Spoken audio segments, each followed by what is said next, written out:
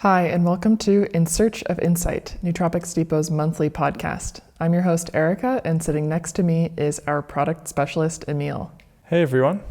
Today, Emiel and I are going to be chatting about a very popular and well-known everyday supplement, magnesium. Now, magnesium is something you might be familiar with. You might be familiar with it because it is a mineral that's essential to lots of different forms of life, including humans and plants and animals. But today we're going to be talking about the different forms of magnesium and the specific health benefits that each form really specializes in. For those of you who have been looking for a magnesium supplement for a specific purpose, this podcast will really help you identify exactly which form is going to be best for your needs. And for those of you who are just curious to learn more about why Nootropics Depot carries so many different forms of magnesium, this podcast will also give you some really good in-depth information into the different products that we carry, why we carry such a selection, and basically the fun scientific deep dive into each individual type of magnesium.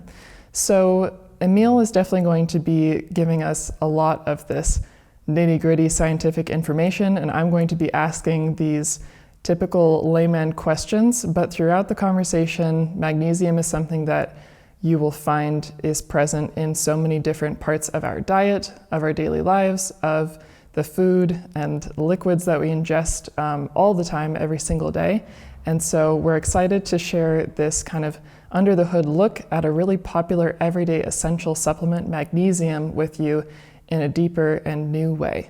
For those of you who are joining us for the first time, this is a monthly podcast that we, Nootropics Depot, release every single month, talking about a new topic, a new supplement, as well as new products that we've released, interesting stack combinations, and updates that are important for you to know. So if you're listening on YouTube, one of the most handy features that YouTube has is these channels. You can see different sections of the podcast by going down to the description or just by hovering your mouse over the play bar so that you can skip to parts of the podcast that are most interesting to you or revisit them after you've listened to the podcast. For those of you who are listening on any other streaming service, we invite you to follow us, to subscribe, and to stick around. You can also go back into our catalog and check out some of the other podcasts that we've done. We'll refer to a lot of those throughout this episode. So if there's something that you are listening to or that you notice that we mentioned about a previous episode, go check us out. We have a whole bank of really interesting episodes and lots of information that can help you build your understanding of supplements, of stacking, of nootropics, and of some pharmacokinetics, and even a little bit of neuroscience as well. So with all of that being said, we're going to jump into the first section of our podcast, which is the new product segment. So this month, since our last podcast was released, we have released 3 new products, and we are going to start with one that is pretty fascinating. It's something that you might be familiar with, although not by its name. It's GABA. And this is one that I think Emiel will have a lot of fun talking about because we've discussed it a lot just in passing in everyday life and getting a deeper understanding. So Emiel, tell us about our new GABA supplement and why this is exciting that we're offering just in its kind of pure form. Yeah, so a lot of our supplements act on GABA, and that's kind of what Erika was referring to earlier. We've discussed a lot of GABAergic supplements on this podcast. One big example was the coriander extract we recently did a podcast about. So GABA is a neurotransmitter, and it has its own receptors within the brain. It's also an amino acid, so you can, in theory, which now we've proven to be kind of the case, you can take it orally and have it affect your neurological function. So if we're taking GABAergic supplements, usually they are modulating the level of GABA in our brain. So for example, lemon balm is a GABA transaminase inhibitor, so it inhibits the breakdown of GABA and thereby elevating GABA levels, which is why lemon balm is calming. Coriander, for example, just makes the GABA receptor more sensitive to GABA that's already floating around. Now, it's been very controversial. Can you just take straight up GABA and have that GABA, then increase the level of GABA in the brain. And it's been controversial because we're not totally sure if GABA can actually cross the blood-brain barrier, in high amounts at least. It does seem that small amounts of GABA can cross the blood-brain barrier. There is some preliminary research on this, and if you give people GABA as a supplement orally, you can detect changes in their brainwave patterns. So clearly it's doing something, it's having a GABAergic effect. Because of this controversy though, we've always written off GABA. We've always kind of ascribed to the idea that, okay, it doesn't cross the blood-brain barrier, so it's probably not worth pursuing. And myself and the owner of the company, we just have never really touched GABA. Maybe we've taken it here and there in a pre-formulated drink or in a capsule, but we've never gone out and actually gotten GABA to try by itself. Because we just thought it doesn't cross the blood-brain barrier, it's not going to have the effects we're looking for because of that reason. So then at a certain point, a big bag of GABA just showed up at the office, a sample for us to try, and we thought, okay, well, let's give it a try. We were also looking into it with passion flower a little bit. We were seeing in a study that the higher the level of GABA occurring within passion flower and within passion flower extracts, the more calming they seemed. So that already put us onto it a little bit, and then the sample showed up, so we thought, okay, we'll give it a try. So the first dose we took was a gram, and Erika and I both tried it a little bit later at night, thinking if it's going to have an effect, it will be calming and we can go to sleep and it will maybe enhance our sleep quality, but we weren't really expecting much. Well, that's not exactly what happened. Yeah. From what I recall, it was a really subtle onset of effects, but once it settled in, I felt like having fun. I was laughing more. I felt more relaxed. I did feel somewhat stimulated, and not in maybe an energetic way, but more mentally stimulated and perhaps a little bit in a creative way. It was relaxing, but this combination of sort of giddiness and laughing and more awareness, I would say, was not what I was expecting at all. Yeah, me neither. I honestly wasn't expecting to feel any sort of effect. So the fact that I felt something was kind of strange to me.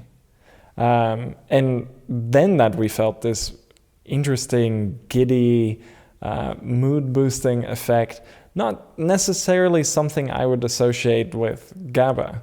So something interesting was going on. Sleep later that night was actually quite a bit better from what I can remember. I feel like my sleep was more refreshing. I woke up in the morning feeling more rested. So it really seemed to have all of those GABAergic attributes in terms of sleep, and then some interesting uplifting mood boosting effects that I really wasn't expecting. And of course, at this point, placebo did cross my mind, but I did actually go into it not expecting any effects. So that's always hard to say. Placebo can come in many different forms. So we kept testing it out. I tried a few more 1 gram doses, had very similar effects. Then I tried out some lower doses around the 500 milligram range, and that was really mild. I didn't really feel much of it. Then we were encapsulating it, and we discovered that we could only really put in 700 milligrams. So tried 700 milligrams. It could feel a nice calming effect there. But then we thought, okay, the most common use case is probably going to be a 2 capsule dose. So then I tried 1.4 grams, which is a 2 capsule dose of the product we came out with. That's really nice. So it had more calming effects than the 1 gram dose Erika and I tried out. It had more of those classic GABAergic properties. So it seems that in the lower doses, maybe it is a little bit more uplifting, a bit more of that giddiness effect. Once you start climbing in dose, it gets a little bit more classically GABAergic. Then I went up from there. I tried some 2 gram doses, and then I was doing some research. And we'll do a podcast on GABA at some point. I don't want to go into it too deep. But one study was finding that GABA has a really interesting effect on glucose processing. So they were giving participants in a study 5 gram doses up to 10 grams even, saying that, yeah, it doesn't cross the blood-brain barrier. That was their assumption in this study, so it should be safe. I'm not sure how the participants really reacted to it, but when I tried 5 grams, it took a strangely long time to kick in. About 2 hours later, I really started feeling it, and it felt very GABAergic. My muscles felt more relaxed, like a real muscle relaxant effect, which is what a lot of GABAergic supplements do. Then I felt a mood boost. I generally just felt really nice.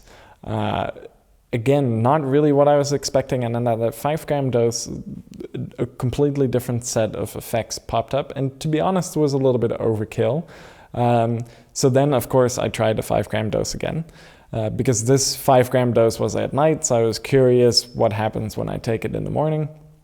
So I took a 5 gram dose of GABA, and then was just walking around the city for a little bit, and walking felt really nice. It felt nice and light, very good mood, but almost like in a bit of a dream state. I definitely felt extremely calm, almost a little bit tired, and the effects lasted for a really long time, like 12 hours or something like that.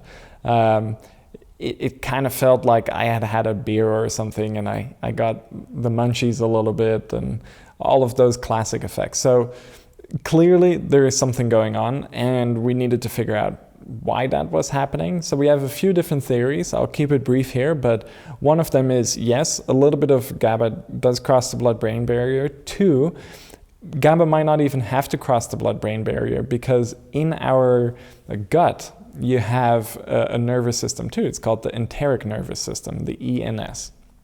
And the ENS innervates with the brain through the vagus nerve.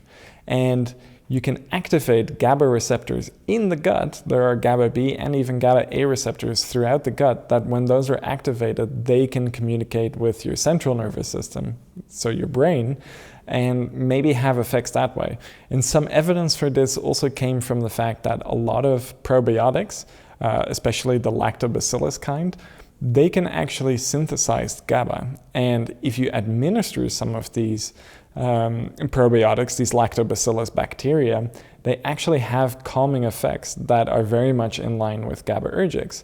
And a lot of GABA is actually produced in the gut. In fact, a lot of other neurotransmitters are produced in the gut. I believe over 50% or so of our dopamine is being produced in our gut, and about 90% of the serotonin throughout our body is actually in our gut, and it seems to have some sort of effect on the central nervous system, even though GABA, dopamine, and serotonin all really shouldn't be crossing the blood-brain barrier in significant amounts. So there does seem to be something there with the enteric nervous system, and having these GABAergic receptors being activated in the gut having an effect on the brain. It's really amazing to know that these super essential and well-known neurotransmitters are so present in our gut, because there have been many conversations in recent years about the benefits of probiotics, but I didn't realize what kind of connection it would have to cognitive health in this way through promoting neurotransmitters. Yeah, so there seems to be something there, but the interesting thing, of course, is those probiotics can produce those neurotransmitters, but if those neurotransmitters can't cross the blood-brain barrier, then in theory they shouldn't really be having any effects. And we know that serotonin and dopamine and GABA shouldn't really be crossing the blood-brain barrier in significant amounts. So how is it working then? And it is clear that if you administer some of these probiotics, that mood goes up in a fashion that you would associate with some of these neurotransmitters, especially GABA. So there really does seem to be something there. The gut-brain axis, there's a lot of research ongoing in that field now. We're learning a lot about it, and I think we'll find some interesting things there in the future. But that's probably a big way by which GABA is working. And I actually in these higher doses, I started noticing that I had a calming effect in my gut before I could feel it in my brain. And that might sound a little bit hocus pocus. It honestly feels a little bit hocus pocus saying it out loud, but it really felt like my gastrointestinal system felt more relaxed, like a muscle relaxant effect, but in my gastrointestinal tract. And throughout your gastrointestinal tract, you have GABA receptors, and those GABA receptors do control muscle relaxation. So it does make sense. There is actually quite a bit of research looking at activating GABA B receptors throughout the gut, having a good effect on gut motility, pain in the gut, inflammation, things like that. So I think there is a lot to learn about GABA. We ended up coming out with GABA because we were really impressed by the effects. We honestly felt a little bit silly for writing it off for so long, so we thought, hey, it's time to come out with a GABA product. And monitoring some of the Reddit threads, I've noticed that we weren't alone in this opinion. And actually a lot of people were surprised that we released a GABA product. But then with the product description and some of the writing we did back and forth on Reddit, people started to get why we released it. And now that a few people have actually tried out GABA, they've come out on Reddit and said the same thing. Hey, I can't believe I've never tried this. It actually works. So yeah, that's our GABA product. Definitely a good topic for a podcast at some point because there's a lot to discuss with it. I could talk about it all day. Did a lot of research on it, trying to justify this as a product, and we really think that it is a very worthy supplement and has some really fascinating effects. Definitely. I think one of my most useful comparisons to think about the effects profile of the GABA supplement is that it's similar to lemon balm. But in my experience, it was less powerful and I didn't feel as sleepy with the GABA versus lemon balm. And then another comparison for those of you who are less familiar with GABA or just with nootropic supplements in general is that alcohol is GABAergic. And the relaxation, the mood boost, and the lowered inhibitions, let's say, some of those effects are GABAergic effects. So if you can think about kind of isolating some of those things, of course, separate from alcohol or separate from a botanical extract, that's something close to the effects of GABA, although GABA is something that you could take in supplement form on a daily basis if those effects are something that help you have more comfort in your gut, better mood, and just some relaxation overall. Yeah, and like Erika said, at the lower doses, it is quite subtle. So it's a nice thing, let's say in the 700 milligram range, which is a single capsule, to just add to a stack to give it a little bit more oomph. And that's actually one of the ways in which the owner has been using it. He's been stacking it together with Vignatex, which contains a passion flower extract. So we found that if you stack GABA with Vignatex, it smooths out the rough edges of Vignatex a little bit. For those of you that haven't tried Vignatex, it is quite stimulating. If you stack it with GABA, that can smooth that out a little bit, and that produces a pretty interesting effects profile. So in the lower doses, great for augmenting other things. Actually, taking GABA together with lemon balm would kind of add a little bit more oomph to the lemon balm. And then if you take the GABA in higher doses, like 1.4 grams and up, then it becomes a lot more pronounced. I do think around 1.4 grams it's quite ideal. Going above that, right around the 2 gram range, I didn't see huge differences between 1.4 grams to about 2 grams. And then kind of in that 5 gram range, it became really strong. So I'm not totally sure if I would recommend that range. There might be something in the middle, more in that 3 gram range. That's interesting, but definitely be careful with GABA in higher doses because it is surprisingly potent. Don't write it off and don't think it's not going to do anything. I definitely had some significant effects at those 5 gram doses and even 1.4 gram doses. So overall, really pleasant one. I think has some great utility for relaxation, sleep, mood, but also gut health, metabolism, strangely enough.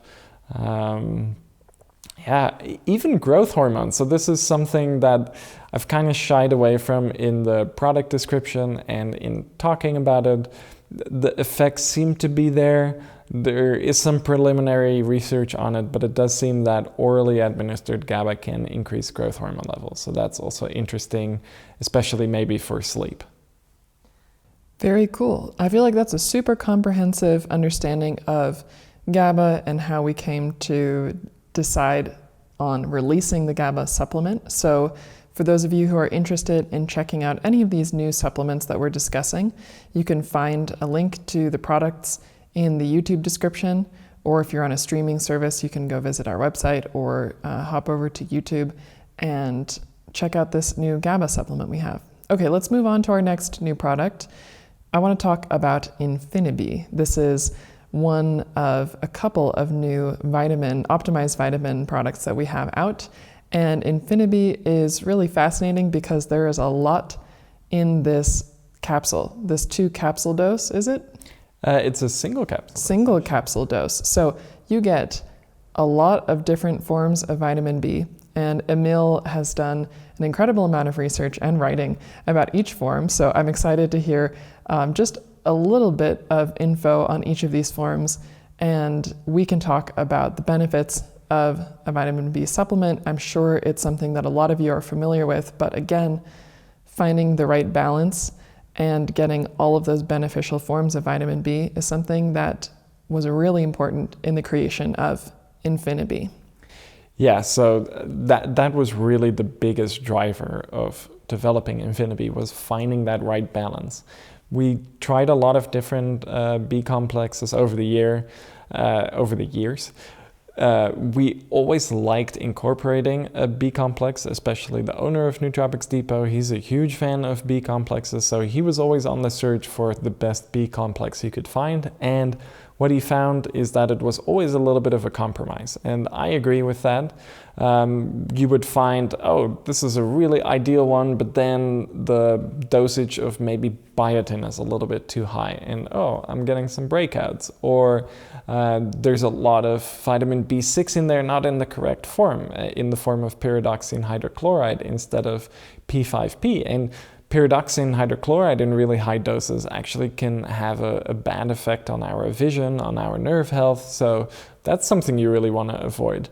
And you would always seem that in a B complex, it was maybe 9 out of 10 things were perfect, and then there was just always that one thing that was kind of off. And once we released our Infini B, I can also hear the same sentiment on our Reddit threads, that now that people have actually gotten to try it, they say this is one of the most balanced B complexes they've had. It really has a noticeable effect, but it doesn't really make them feel weird overall. And that's something some of the B complexes, I guess, can do. I've never experienced this, by the way. I've always just experienced either just nice effects or lackluster effects. I've never had B complex vitamins that make me feel weird after a while. But apparently that's a thing that happens to some people. So we really wanted to strike a nice balance and use the correct forms. So before we get into all these specific forms, I do want to clarify just quickly for the beginners out there what kind of effect a B complex is going to have. From my background knowledge, I know that vitamin B is important for energy, but I don't know a whole lot else about its beneficial effects in terms of what we can feel. Yeah, so what you can feel is definitely an energy increase. So not in a stimulant sort of way, not in a way that caffeine makes you feel energized, more of like a natural sense of energy. A cellular energy, perhaps? A cellular energy, more like, maybe this sounds weird. When you eat a big meal, of course, you feel tired afterwards sometimes. But if you eat just the right amount of food, like an apple or something, and you're feeling a little bit tired, and then you eat a small snack, and then you feel a little bit more energized afterwards, in that sort of sense. Okay. Which will make sense once we talk about what it's actually doing. Another thing is just a general mood boost. That's definitely something that is inherent to B complexes. And I find that when I take a B complex, I get a really nice sense of mental clarity. That's something that I always notice when I add in a B complex, and especially after I haven't taken a B complex for a while. So we will actually be adding this one to our stack the next time we order some new components to our stack. the Infini B will be coming in, because I really like it for the kind of nootropic purposes and of course the energy purposes. So one thing a lot of the B vitamins do is they are cofactors in different enzyme systems that play a role in metabolism and create energy from the food we eat. So for example, let's see, let me just pick a random one. Thiamine, for example.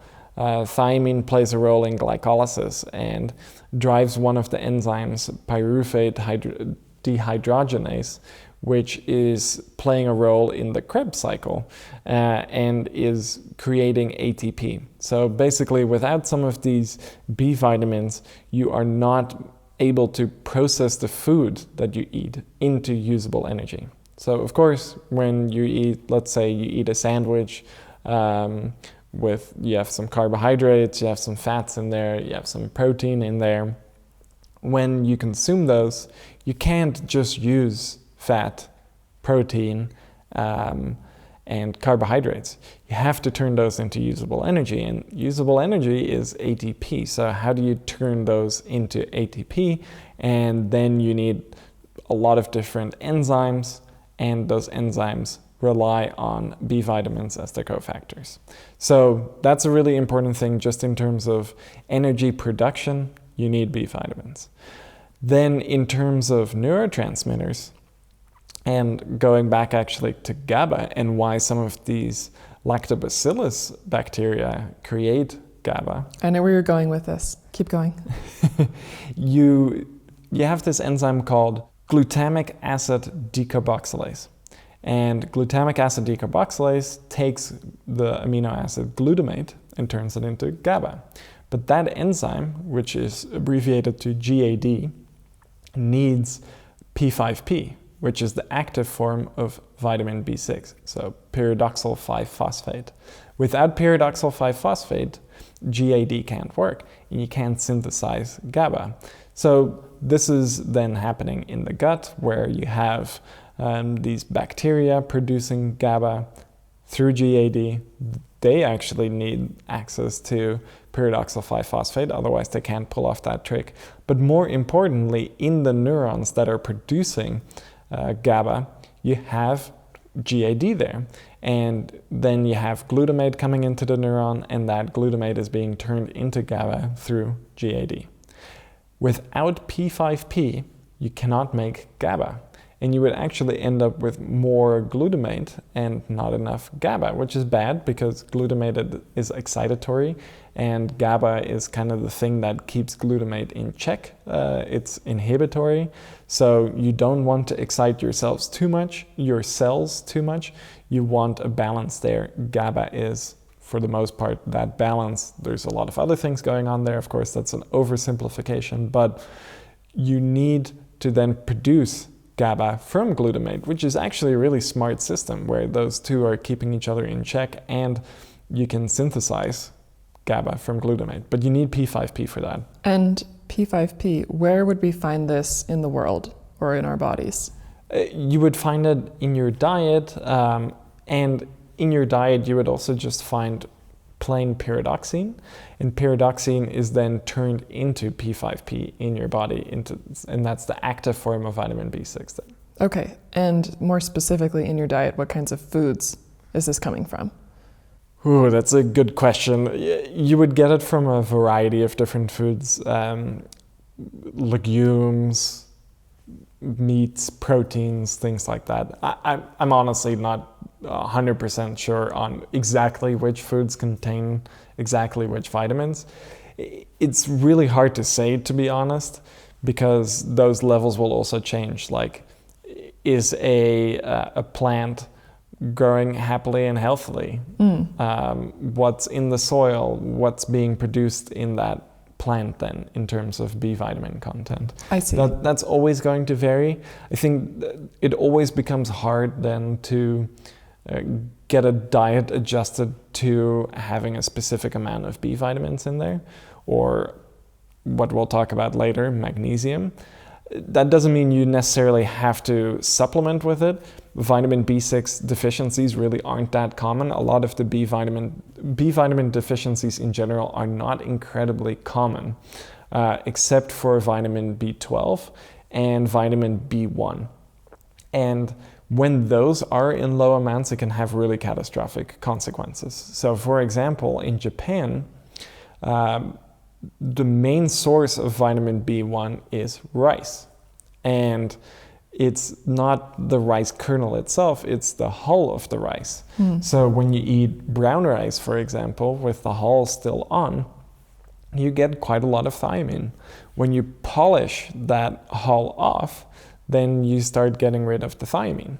And it became quite common at a certain point in Japan to just start polishing away as much of the hull as possible, ending up with white rice and then polishing it even further and further and ending up with really high grade quality rice, which tastes fantastic, but is now severely lacking vitamin B1, thiamine. So over the years, thiamine deficiencies started popping up in Japan, and they were really bad in terms of cognitive function. So if you look, actually, there are a lot of really interesting vitamin B1 derivatives, one of which is actually in our Infini B. It's called benfodiamine. And benfodiamine is a form of vitamin B1 that more easily makes it into the brain. We also sell a different one on our site called salbutamine. That is also a vitamin B1 derivative specifically designed for getting vitamin B1 to the brain, and was kind of designed during these massive vitamin B1 shortages in Japan back in the day. But to get back to the question, I'm not 100% sure just off the top of my head where B6 is specifically coming from, but deficiencies in it are somewhat rare. Then you might also think, why are you taking a B vitamin supplement if deficiencies are not that common? That's a really good question. Why would you really want to take a B vitamin? I think it's a good idea to take a B vitamin just because it's used in so many different processes throughout your body. You're burning through a lot of B vitamins every day. And yes, you are getting them from your diet, but B vitamins are all water soluble, so you're also getting rid of them very quickly and they're not being stored properly. So if you have days where you're not eating enough, or you're not eating the right amount, right types of food, then you might have these transient decreases in B vitamins, and then your metabolism might not be working as well. Your B vitamin your neurotransmitter synthesis might not be as strong as it would be if you had all of those B vitamins present. So I think that's one reason why including a really good B complex is interesting. If you want to drive those processes a little harder. And a lot of the B vitamins, you can have quite a lot of them, so you can have a bit of a surplus. Vitamin B12, for example, is a really good example of that. And if you look at the daily value of Infini B and you look at it's only 0.5 milligram of vitamin B12, but it's in the 10,000% daily value. So way more than you need. But we found even our Super B12 product, for example, which is just vitamin B12, that has 1 milligram of vitamin B12 in it. And that, I think, is something like 80,000% of your daily value. So an enormous surplus, but you can handle it. There doesn't seem to be any negative effects of taking too much vitamin B12, and it just drives those processes a little bit better. There are some vitamins, B vitamins, that you don't want to take in very high amounts. So one of them is folate, vitamin B9.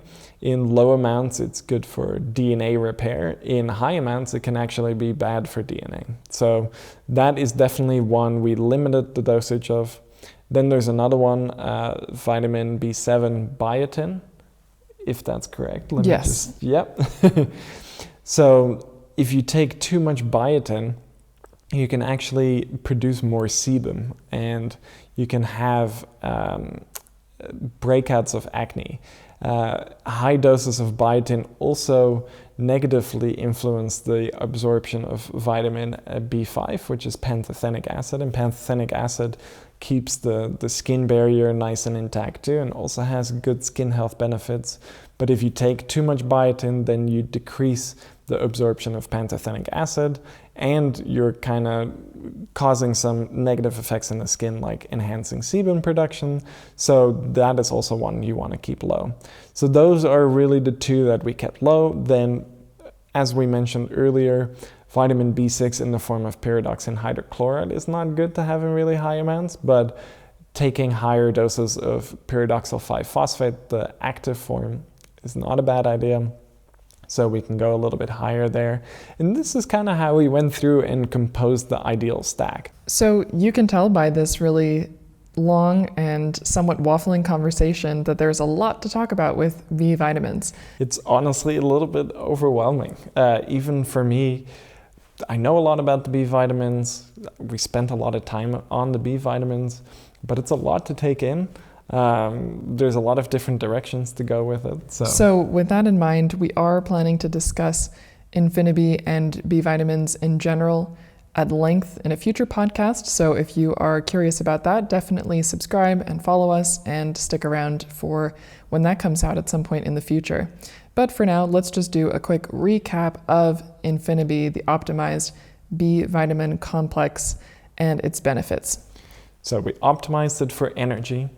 We achieved that partially by tweaking the vitamin B1 level and the forms. Benfotiamine really was the thing that pushed it kind of over the edge.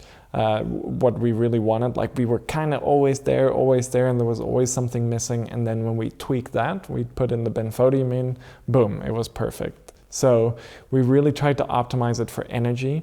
We've heard a few reports of people saying it's great for energy. It's not super punchy, but B vitamins never will be super punchy. If you've had a B vitamin supplement and it's like straight up stimulating, then maybe you're really deficient in one of the B vitamins, or there's something else hiding out in there. Because having tried all of them in isolation too, there is not a single one that really feels like a stimulant, but they are very nice and energizing and go great with other things that are stimulating. So for energy, great. For mental clarity, fantastic too. That's really what we optimized it for. After all, we are Nootropics Depot. We are always on the quest to have as many nootropic ingredients as possible. B vitamins have classically always been used as nootropics, as cognitive enhancers. You see them in a lot of different formulas, in energy drinks especially, because they can help sustain the energy of other stimulating things. So for the cognitive, mental clarity aspects, that's great. But also just for general skin health, hair and nails, all of those kind of things, it was optimized for that. Having same doses of vitamins, of the B vitamins, nothing too high, nothing in the form that's going to cause any sort of weirdness. So we really optimized it. We honestly really made a B complex for ourselves. We wanted a B complex, and now we all get to have a B complex. So that's always the nice thing here. Honestly, Infini was also a little bit similar. The owner really likes taking vitamin C products, has always been on a search for the best vitamin C, never truly found it, so he just made his own and called it Infini. And now all of us can benefit from it. Same thing with Infini B. He really just wanted a really good B complex for himself. And he made one, and we all beta tested it. We all spent a lot of time developing it, and now we have Infini B. We will have Infini versions of other vitamins. We also have Infini D as well. We do not have Infini D. Oh, we don't have Infini D. No. Is that one coming? That one we're tweaking it. You're probably thinking of our vitamin D3 and K2 product. Yes, I am. Which, to be honest, is fairly optimized already, but there is still a lot we can do better with that one as a more complete D vitamin supplement, kind of focusing a little bit more on synthesizing some of the active form of vitamin D, which is 25-hydroxy vitamin D. And if you listen a little bit further into the podcast, you will actually hear a bit of discussion on this. So that might be a little hint later on. But yes, we are working on Infini D, but this is only the second in the line of the Infini vitamins. So we have Infini C now, and we have Infini B. And yeah, I'm excited for the whole line to come out. It will be nice. And then, of course, at some point, we'll have to have an Infini Multi. Wow. Which I'm really excited for having a multivitamin at some point. But to be honest, a lot of the vitamins you really probably don't need to take on a daily basis. Like I was saying earlier with the B vitamins, B vitamin deficiencies, for the most part, are not incredibly common. So do you really need to take it for correcting deficiency states? No. But it is nice in terms of the effects, and especially because the B vitamins are involved in so many different things. It's the same for a lot of different vitamins and even some minerals. Deficiencies just are not that common. It can still be nice to supplement them. It can be nice to have that insurance that you are not running deficiencies or anything. But as it stands, we have enough things now where you can kind of compose your own essentials multivitamin almost. Like you can take the Infini B, stack it with the vitamin D3 and K2, and then stack that with magnesium and with zinc. Those are kind of things we are oftentimes a little bit lower on, and we can really stand to benefit from slightly higher levels. So for just a bare bones kind of multivitamin, you can kind of start stacking those Infini things together. And of course for vitamin C too, vitamin C is just a fantastic antioxidant. It actually has an effect on magnesium levels in the brain too, which we will touch on later. But that's a really nice one. Again, probably not super essential to be taking every day in terms of correcting a deficiency state. It's pretty obvious when you are deficient in vitamin C. You Scurvy. will wake up like a pirate, bleeding gums and a wooden leg and an eye patch. Not pretty. Not pretty. So you will really know when you have a vitamin C deficiency. I doubt at this point in time, many people are running vitamin C deficiencies, but it can still be nice to up those levels. But keep that in mind for just multivitamins in general. They're probably not always super essential to be taking. And in fact, if there are really high doses of certain things in there, or really high doses of B vitamins in the wrong form, like pyridoxine hydrochloride, then they can maybe even be a little bit detrimental. So keep that in mind. I feel like we just unleashed a vitamin monster. And now we got to reel it back in just a little bit. So we'll get the train back on the tracks now. Yes. But expect a very fun and interesting and perhaps controversial discussion on vitamins, maybe vitamin B and other vitamins in the future. So let's talk about our last new product that has been released since our last podcast episode, which is Cycloastragenol capsules. And in my research, as I was preparing for the podcast, I learned a little bit about this, that this particular product is coming from the Astragalus membranaceus. Membranaceus, thank you. Also known as Mongolian milk vetch. And I want to know, what is this? It is a plant. Yeah, well, yes, a little bit more specific, because I've never heard of a milk vetch before. So a milk vetch, there's actually a lot of different species of milk vetch. And when we were in Portugal together recently, I pointed out a few times this plant with green leaves, I guess like most plants, but bean-shaped flowers kind of hanging off of it. I'm not sure if you remember that one. I think so, yeah.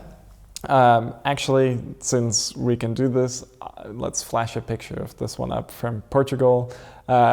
This was Astragalus, I forget the exact species name, Agaracantha or something like that. So not the Astragalus membranaceus, but they are in the Fabaceae family of plants. This is also where many legumes are in.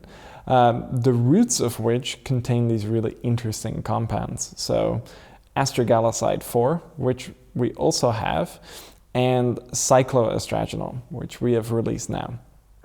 And they are actually very closely related. So astragaloside 4, which we previously released, is the glycoside of cycloastragenol, or a different way of saying it, cycloastragenol is the aglycone of astragaloside 4. So what this means is that they are basically the same compound, except astragaloside 4 has some sugar groups on it, and cycloastragenol does not have those sugar groups on it.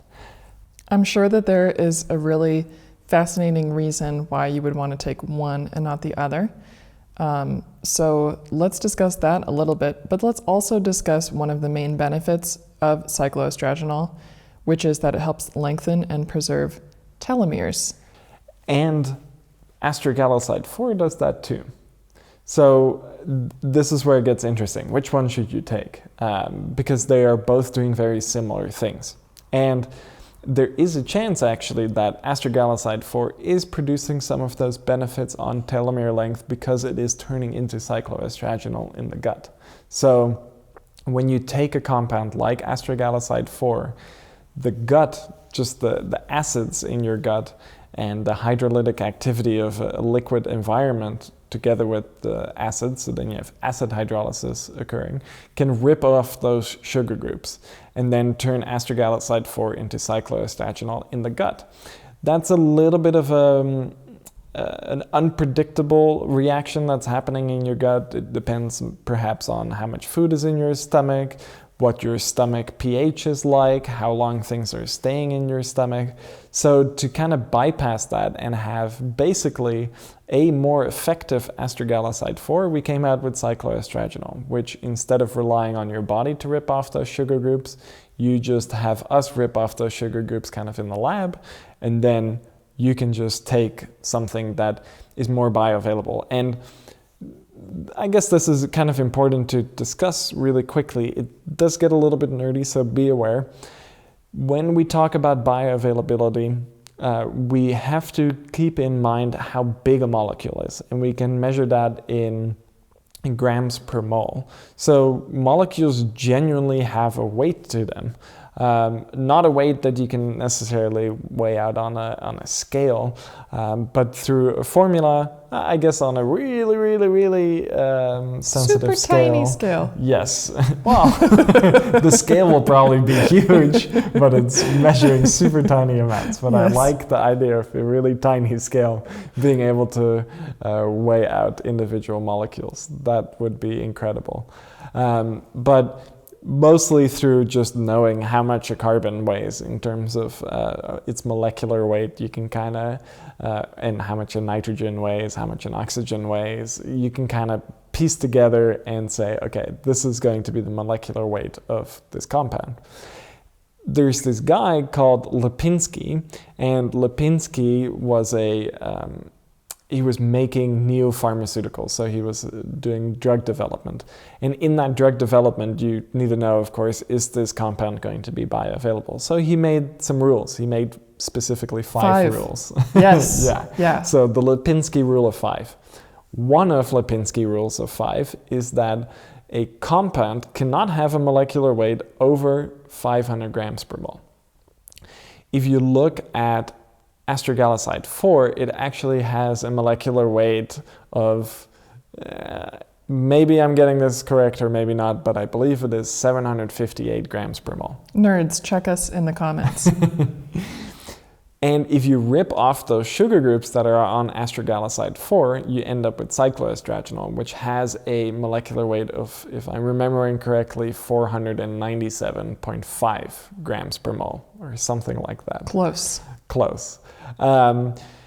Which is right underneath that 500 gram per mole limit that Lipinski states. So it's still, to be honest, a little bit high, and you do see that in studies. Cycloastragenol does not have the best bioavailability ever, but it's good, especially for the function that it's doing. So the really unique thing about cycloastragenol is that it is a small molecule activator of telomerase. Telomerase is this enzyme that adds telomeres to the ends of DNA. So telomere is kind of a cap. You can think about it. Let's say you have your shoelaces. You have that kind of plastic or wax seal at the end of your shoelace. Do you know what that's called, Erika? I don't know what it's called, but I can imagine what you're talking about. So have you ever lost that cap or it's been cut off? Yes, it's a nightmare. Things start to unravel. Then? Yes. So same thing here. Think of telomeres as having that exact same function, and once the telomeres are gone, things start to unravel, get messy. And when that happens to a shoelace, it's annoying. Unfortunate. But if that happens to your DNA, that's a really different story. So once that telomere is gone and you have this unraveling stuff happening, then you can get DNA misreplications. A whole lot of nasty age-related stuff usually happens, and that's because telomerase activity starts to decline as we age. So as we age, our telomere length naturally starts to decrease, and it's because telomerase is less active. So activating telomerase is kind of a holy grail target, but it's really hard to do. And over the years, we've had a lot of different telomerase activators. In the serotropic days, we had some that were really unwieldy. They're large peptides, which you need to store properly, you need to reconstitute properly, you need to administer in less than ideal methods, if we're being honest. Then you have, for example, L-carnosine, which has an effect on telomerase and telomere length, which that's actually also a peptide. It's a dipeptide. It's stable though. You can take it as a powder. You can just take it orally. You do have to take it in quite large amounts, about a gram, for it to really have an effect. So the fact that cycloastragenol is a small molecule, it's below 500 grams per mole, it should have very decent overall bioavailability, and has a dose of just 100 milligrams. Or actually, it has a dose of 10 milligrams, because our product is a 100 milligram product of something that is 10% cycloastragenol. So it has a really low dose overall, and that's super interesting. Small molecule, low dose telomerase activators just aren't really there. So the fact that we can find one just in nature is quite fascinating. The one thing, before I think this is important to note, you might look at cycloastragenol and go, ooh, that's quite expensive. And that's true. Cycloastragenol is only present in really small amounts in Astragalus membranaceus, and that's probably the case because astragaloside 4 is being created, and then there is some hydrolysis happening in the plant itself, which is generating cycloastragenol, but it's in really small amounts. So quite a lot of intensive work has to be put in to actually end up with cycloastragenol. So getting such a high concentration of cycloastragenol was quite a feat to achieve, and that is why it is kind of expensive. So for those of you who are looking for the really simplified direct benefit from cycloastragenol, this one is going to be an amazing supplement for longevity and for aging, specifically for neuroprotection, cognitive function, cognitive health in general as we age. And of course, you're probably also wondering, why would I take cycloastragenol over astragaloside 4? And like we discussed, cycloastragenol is just going to have the superior bioavailability and efficacy. Astragaloside 4, on the other hand, is also still really good. And we discovered something interesting during beta testing, or at least I didn't, because due to some shipping mishaps, I actually haven't tried out cycloastragenol myself yet, but I am getting some. But the owner has mentioned that when he takes cycloastragenol, it has a more energizing effect. And astragaloside 4 also has an energizing effect for him, and it's through the AMPK activity that both astragaloside 4 and cycloastragenol have. With cycloastragenol, it's a lot more noticeable and it's a lot quicker of an effect. And this is probably because astragalicide 4 probably has to deglycosylate in the gut to cycloastragenol before it can really be effective. So if you're looking for quicker effects, if you're looking for more energizing effects, go for cycloastragenol. If you're looking at slightly more like time release effects, almost a little bit more of a mellow effects profile, the astragalicide 4 is actually a really solid product and will give you some of the same benefits, if not exactly the same benefits. So it really depends. Maybe even try out both and see what works best for you in your stack. Both should give you the end results, the same end results you're looking for, just in a different way. It's basically like taking instant release caffeine versus extended release caffeine. Do you want all of it all at once and achieve higher serum levels, peak serum levels in a shorter amount of time? Or do you want a more drawn out effects profile? Then astragalicide 4 is good. If you want that bigger, quicker, punchier effect, go for cycloastragenol. Wow, we have managed to discuss these new products from the last month for the last hour, which is awesome because I think each is really unique. There's so much to learn about each of these products, and for those of you who have tried them and have had some experience with them, we're really curious to know what your experience is. So share that with us on Reddit. Our subreddit is r/Nootropics Depot, and we're very curious to hear what your experience is like with these new products. And with that in mind, we are going to move on to the main event of this month's podcast, which is a discussion on magnesium and its many forms. We carry magnesium in quite a few different forms and varieties on Nootropics Depot's website, and there are many questions about the reason why we carry different forms, what the different forms are, what their benefits are, and why you might choose one over the other. So we're going to discuss magnesium and how it shows up in our everyday lives, and then also how to choose the best magnesium supplement for you. So let's just get started by discussing magnesium and where we might find it in the world on an everyday basis, away from supplements. One place where we might find magnesium on a daily basis is in tap water that we drink. Or mineral water. Or mineral water. If you're fancy. Yes. And we drink tap water here in the Netherlands, but when we were living in Arizona, a lot of people drink bottled water or super filtered water. Yeah, reverse osmosis, for example. I was kind of confused by this actually when I first moved to the US. In the Netherlands, it's really common to drink tap water. In fact, you're pretty much only drinking tap water because tap water is of a very high quality. I was drinking tap water in Phoenix when I first arrived. And actually, I kept drinking tap water, but a lot of people thought I was crazy. And yeah, the tap water quality is not as high. So I saw a lot of people were drinking just straight up reverse osmosis water. And one of the problems with that, like Erika was mentioning, is you have a lot of magnesium in the water you drink, actually. So if this is a major source, then not having that and just drinking basically mineral-free water or water with very low minerals, like if I'm a bit of a nerd and I like looking at the back of water bottles to see what the mineral analysis is. In a lot of the common, really clean tasting drinking water, bottled drinking water, or even the Sparkletts water in the big jugs or something, it's oftentimes really, really low in overall minerals and especially low in magnesium.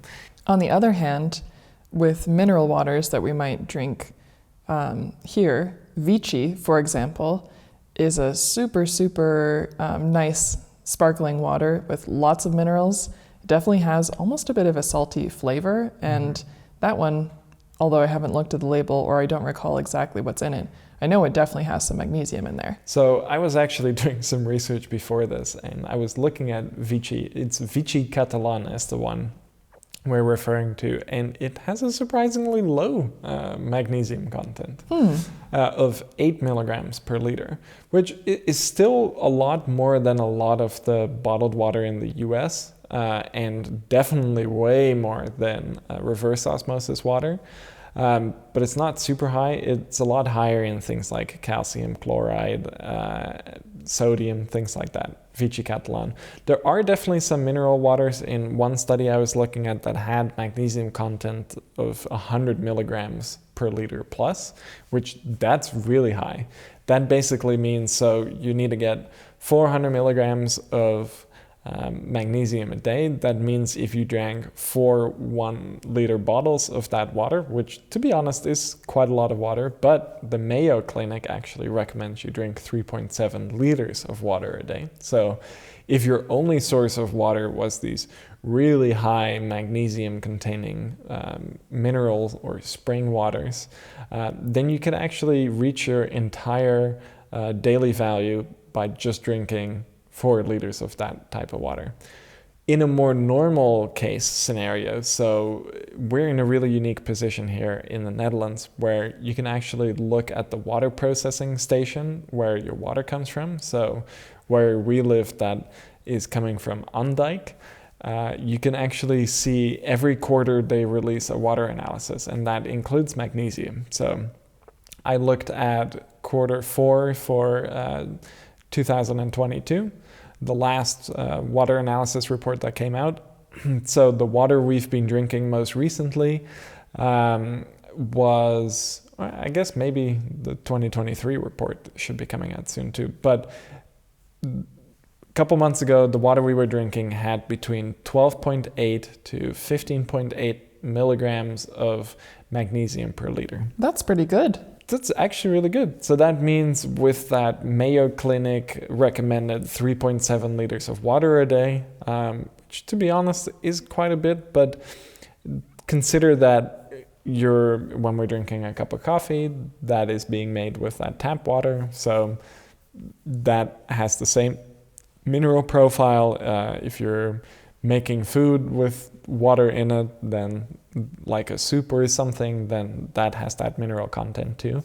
So maybe we do get up to 3.7 liters. Maybe we should be better about drinking our 3.7 liters of water actually.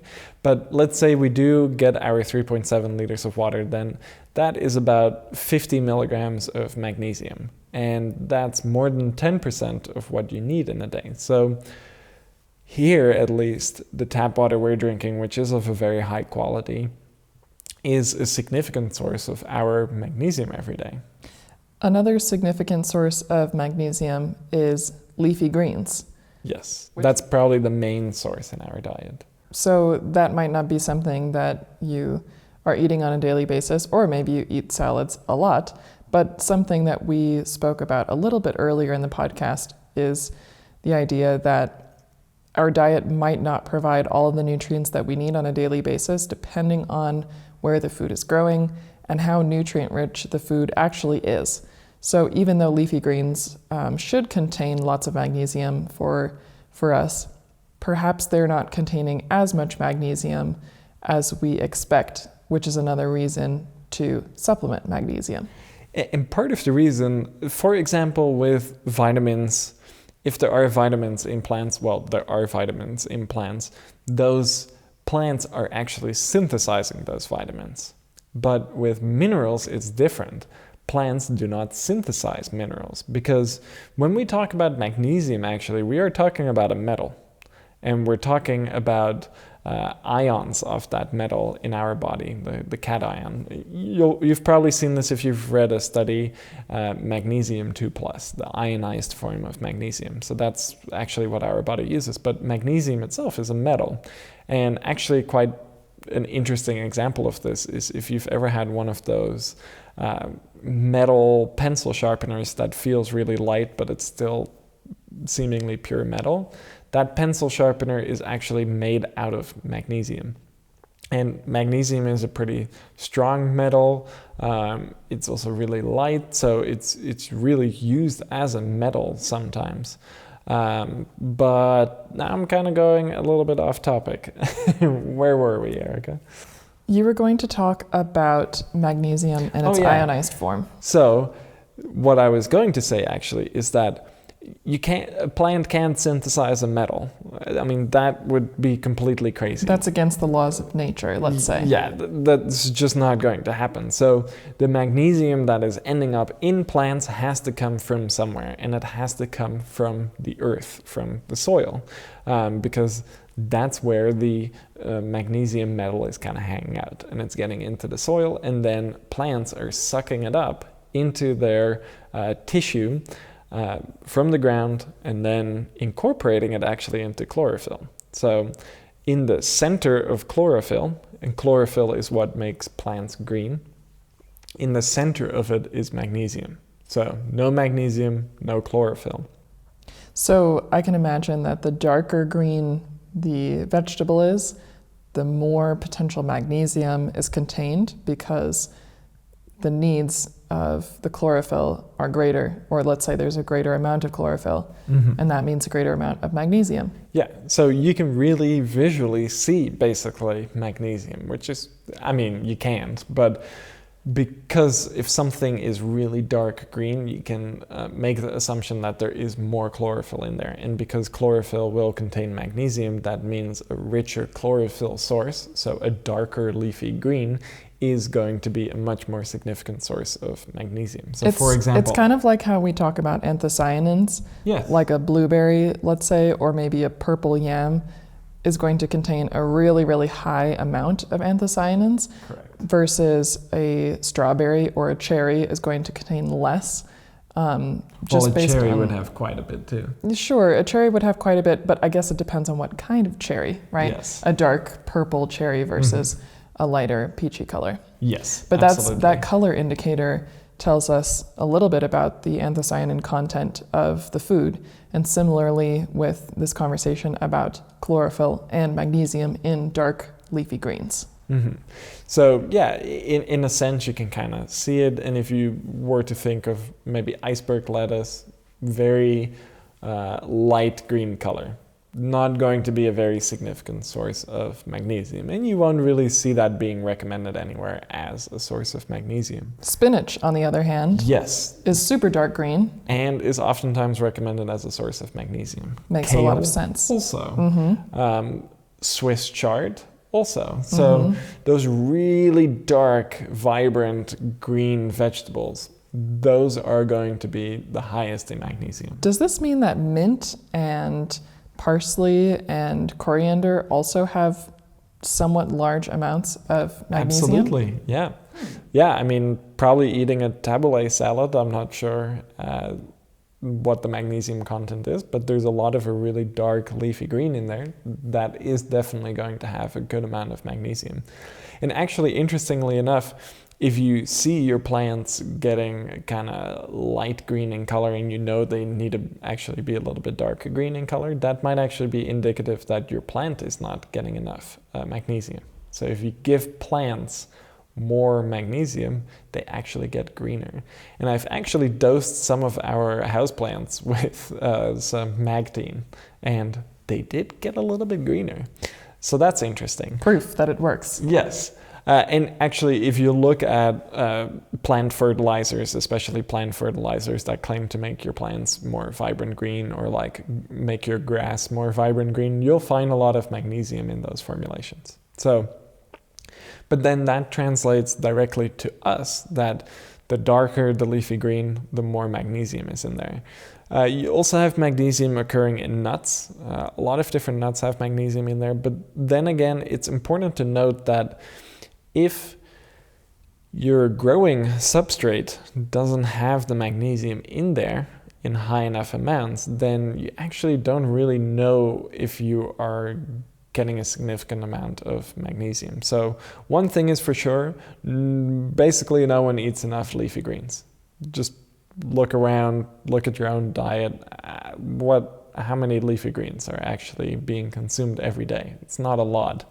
And especially in our fast go lifestyle, we're eating a lot of processed foods often as a society, not really taking the time to eat leafy greens. And to be honest, Leafy greens are not super nutrient dense, and they oftentimes are fairly expensive. So incorporating them into your diet, especially with the economic picture of the world, especially with inflation like that, if you can spend, $5 on a loaf of bread or $5 on a small bag of spinach, then it makes more sense to go for the $5 bag of bread. But the issue is, actually, grains do contain some amount of magnesium, but they also contain phytic acid. Phytic acid is a compound that binds to magnesium and really decreases its absorption. So that also depends what food sources you're getting your magnesium from and how it absorbs. Grains being a good source of magnesium, but also being a good source of phytic acid, so they kind of counteract each other in a sense. Leafy greens really good, but again, leafy greens are comparatively expensive as a food source, and flavor profile wise, not a lot of people love it, so they're just not being eaten as much as they should, especially considering that we need 400 plus milligrams of magnesium every day. And that's quite a lot to be consuming, especially considering that one of the more significant sources seems to just be the water we drink, only providing really 50 milligrams of magnesium, at least for us, for some very high quality and mineralized tap water. You can imagine that you need to eat a lot of leafy greens. You need to just be chomping down on leafy greens every meal of the day. You need to be starting your day with leafy greens, and you need to be ending your day with leafy greens. It sounds nice to me, but in practicality, it's not likely to happen. So with that in mind, now that we've discussed the water and the leafy greens and how they can benefit our magnesium consumption, but maybe we're not getting magnesium from either of those sources on a regular or reliable basis, this really leads us to the reality that we need to be supplementing magnesium. And the reality is that, at least in the US, I think the figure, it fluctuates a lot. Some years it's been 40%, 56%. The latest I think I've heard is about 70% of people are not getting enough magnesium. So that's a lot. If we're considering a country with, what is the population, something like 360 million now? Yes. If 70% of that 360 million is not getting enough magnesium, that means over 200 million people are not getting their daily amount of magnesium, which means that 70% of the US population is not eating enough leafy greens, is not eating enough nuts, and foods that are higher in magnesium, or, and here is where it gets really tricky, farms that are growing that food have depleted soils. Mm-hmm. We have produced way more food than we actually can. We're way over our carrying capacity, but that's a whole philosophical and discussion for a different podcast and a different podcast series. We've definitely depleted our soils with the amount of farming we've done, and we've replenished a lot of those soils with fertilizers, but those fertilizers don't always contain magnesium. So over time, magnesium has gotten depleted in soils. So that means that maybe 50 years ago, an almond was a fantastic source of magnesium, and now it's not a good source of magnesium at all. So that's something to keep in mind. And that's something that we were talking about earlier with the B vitamins. You don't always know how much magnesium you're actually getting. It's always going to be an estimate what's in your food. It depends on how much of that food you're eating, and you don't always get that amount through your food. I see this oftentimes when magnesium is brought up. Rhonda Patrick, for example, I really like all of the information she puts out there, but one of her recommendations sometimes is that she just gets her magnesium through food, and I think that's kind of an unreliable way of getting your magnesium, because one, you don't know the nuts you're buying if they actually contain a significant amount of magnesium anymore, because soils might be depleted, and two, not everyone has the budget to really be including large amounts of leafy greens into their diet. So if you can drink a really big tasty green juice every day. That sounds like a lovely way to get your magnesium, but the reality is that a really big leafy green juice is quite expensive. It's not always pleasant or accessible, and that means that it's important for us to supplement magnesium in different ways. Yeah, and if it really was that easy to just get it through your food, then people wouldn't have such deficiencies as they do. It wouldn't be. And by the way, we're not saying that 70% of Americans are totally deficient in magnesium. It just means that they are not consuming that 400 milligrams a day that they should be, which frankly is really hard to hit without supplements. I've really thought about it hard for myself, the amount of foods that I eat. Look, I'm not super stoked to eat 500 grams of spinach a day or something like that. I mean, kale, on the other hand, for me would be great. But we're just not eating very large amounts of single leafy greens. We're adding in leafy greens here and there, but I really wouldn't have any trust in that getting me to the 400 milligrams, which is why I take magnesium. And in fact, if I could only choose one supplement for the rest of my life, magnesium would be the one. We'll touch on that more later. Yes, there are many, many reasons why magnesium is an important supplement to be taking, and it's also the reason why we wanted to make it our first of our Everyday Essentials little mini-series of podcasts, talking about essential minerals and vitamins and the different forms that we carry, why they're important to have in our daily supplement stacks, and the health benefits that we get from them, which I think we should discuss now,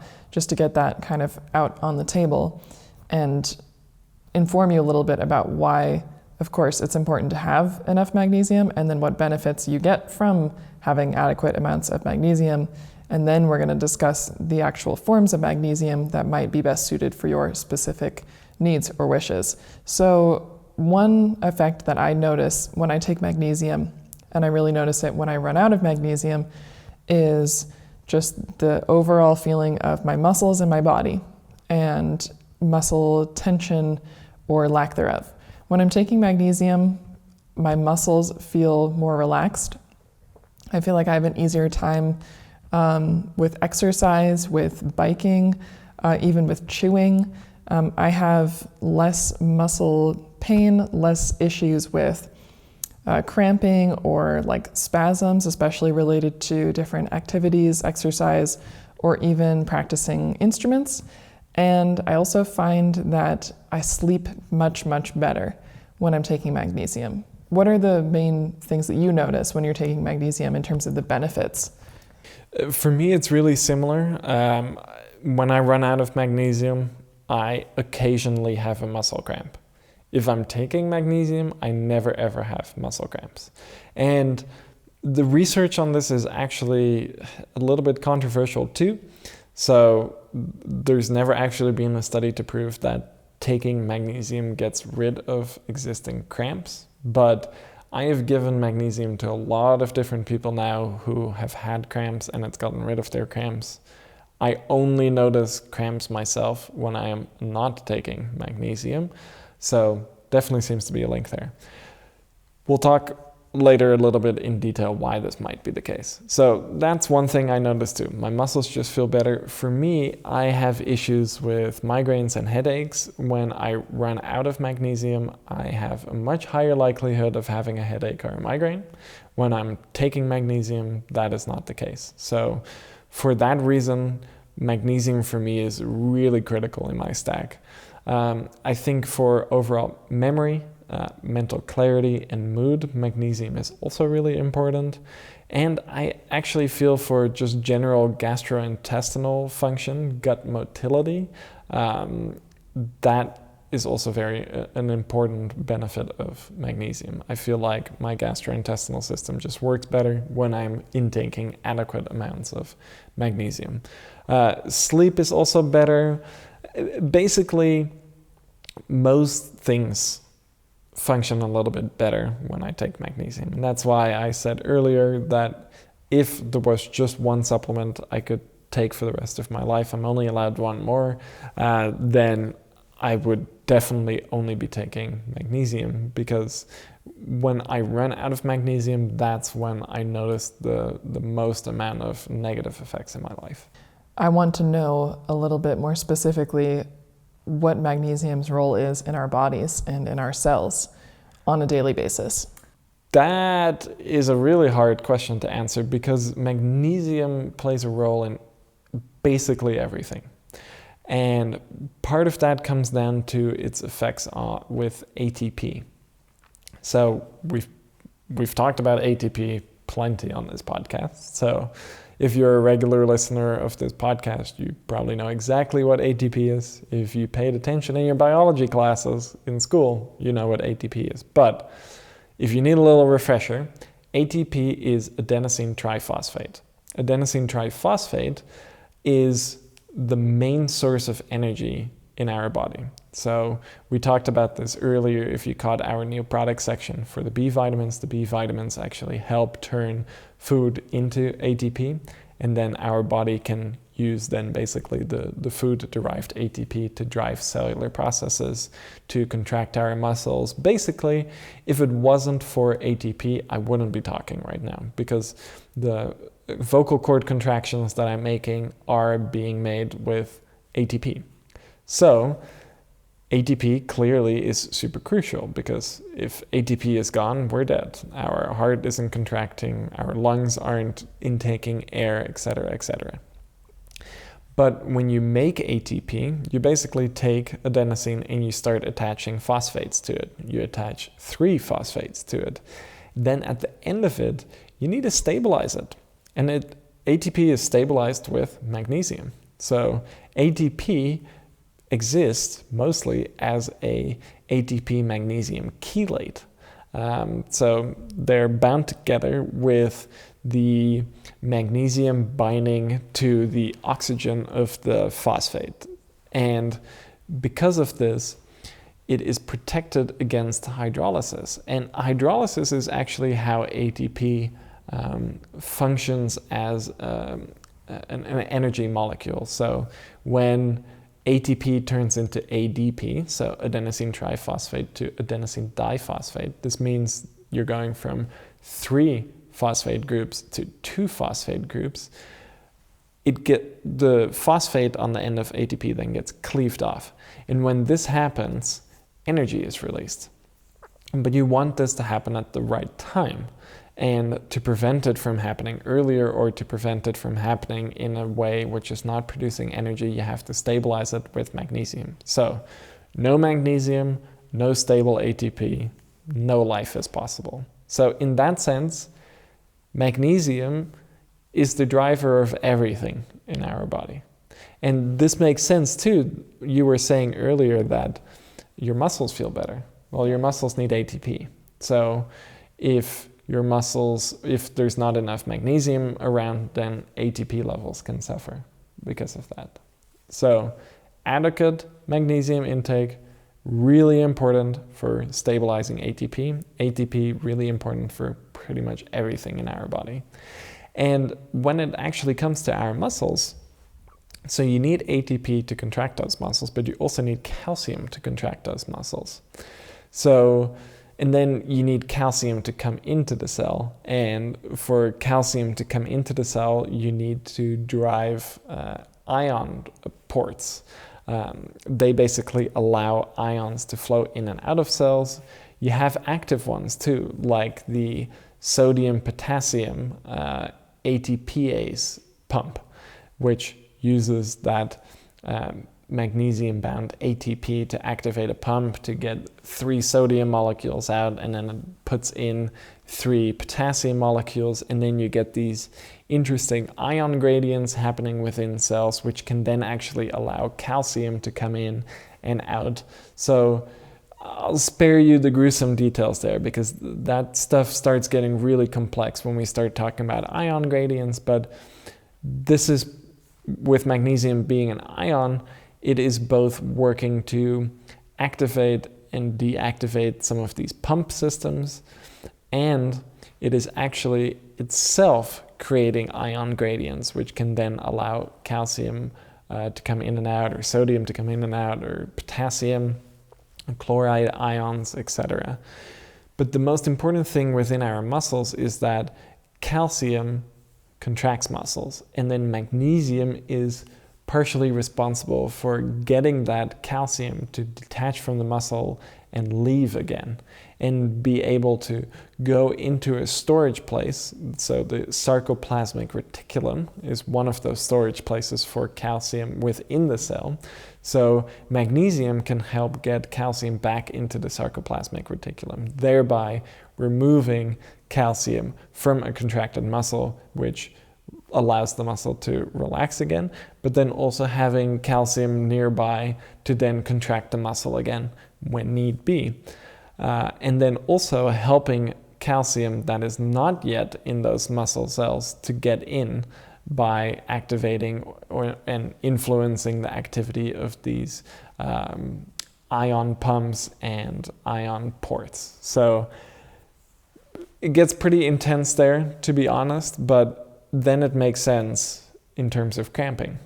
Yes. If your muscle is contracting and there's no way for it to relax because magnesium is not present, then you have a problem. Another thing is, because magnesium is necessary for some of these pumps, interestingly enough, there's this phenomenon that happens with potassium, for example, where we actually intake a lot of potassium every day. This is one of the minerals. We've always thought about doing a potassium supplement, but honestly, potassium supplements are a little bit tricky. They're hard to execute well, and you get a lot through your diet. Potatoes, for example, are a huge source of potassium.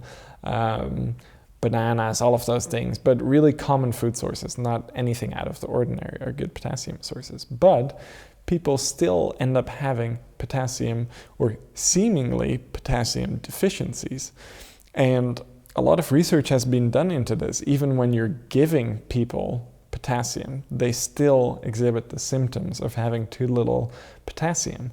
Then when you give those people magnesium, voila, the potassium deficiency symptoms go away. And this is because magnesium is responsible for some of these pump systems, which is actively putting minerals in and out of, or ions in and out of cells.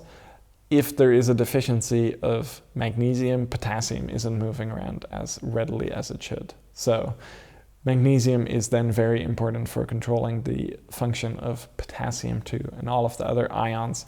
And if we bring it further also to neurological functioning, when a neuron sends an electrical signal, that electrical signal is actually being generated by those ions. So it's being generated by the amount of sodium, potassium, calcium, magnesium, and chloride ions that are flowing in and out of a neuron. When that happens, electrical gradients actually exist, because ions are also good conductors of electricity, and they make their own electrical gradients when they're flowing in and out of a cell. So this is actually how our brain communicates. So when magnesium is not present and those ion transport systems and the ion balance isn't working properly, then neurotransmission just isn't working properly either. So super important. Another really important thing about magnesium is that it is a cofactor for many different enzymes. So as we talked about earlier, some of those B vitamins in Infini B, one of our new B vitamin products, they are very important for turning food into energy. And one of those enzymes, for example, pyruvate dehydrogenase, needs a B vitamin, but it also needs magnesium. So no magnesium, no conversion of food into energy. So very important for energy metabolism. Another thing that it's actually really important for is as a cofactor for enzymes which turn vitamin D, so vitamin D3 from, let's say, our vitamin D3 supplement, or which we can also get from fish, by the way, or vitamin D2, which we can get from mushrooms and eggs, I think, is one other source for vitamin D2. But vitamin D2 and vitamin D3 actually don't really do anything, or they don't do a whole lot by themselves. You want it to turn into the active form, the hormone form of vitamin D, which is 25-hydroxy vitamin D. And 25-hydroxy vitamin D is generated by an enzyme which requires magnesium as a cofactor. So you can be intaking a lot of vitamin D3, but if your magnesium levels are low, then the conversion to 25-hydroxy vitamin D3 is not happening adequately enough. So magnesium needs to be there for vitamin D to work as well as possible. And there's your hint for Infini B, if you can figure it out. I think it cannot be overstated how essential magnesium is for basically every single process in our body. Yeah, so actually it's commonly said that magnesium is a cofactor in 300 different enzyme systems and metabolic processes and things like that. But apparently recently there was a study which actually indicated it's much higher. It's like 3,750 different things.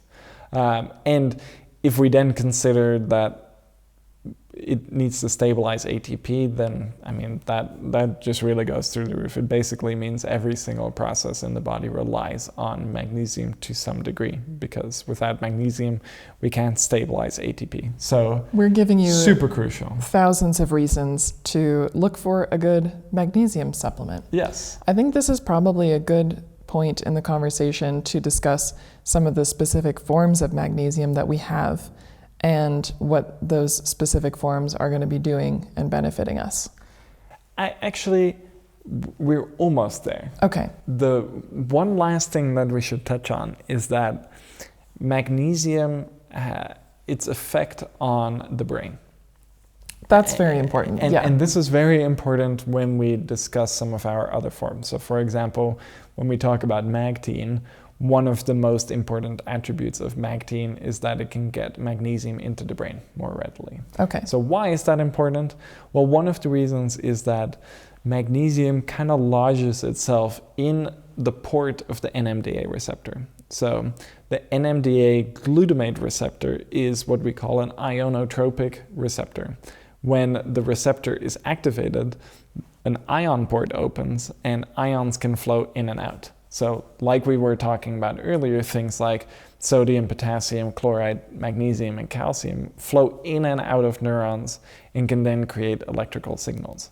So the NMDA receptor, when it gets activated, it opens up and then ions can flow through and then create these electrical gradients in the postsynaptic neuron. And then neurotransmission occurs and then you get NMDA activity. Magnesium lodges itself inside of that ion port. And first, when you activate the NMDA receptor, you have to get that magnesium ion dislodged. And this is important because the NMDA receptor is also responsible for neuronal excitation, and you don't want too much neuronal excitation because then that can cause excitotoxicity, can cause bad effects basically to happen in the brain.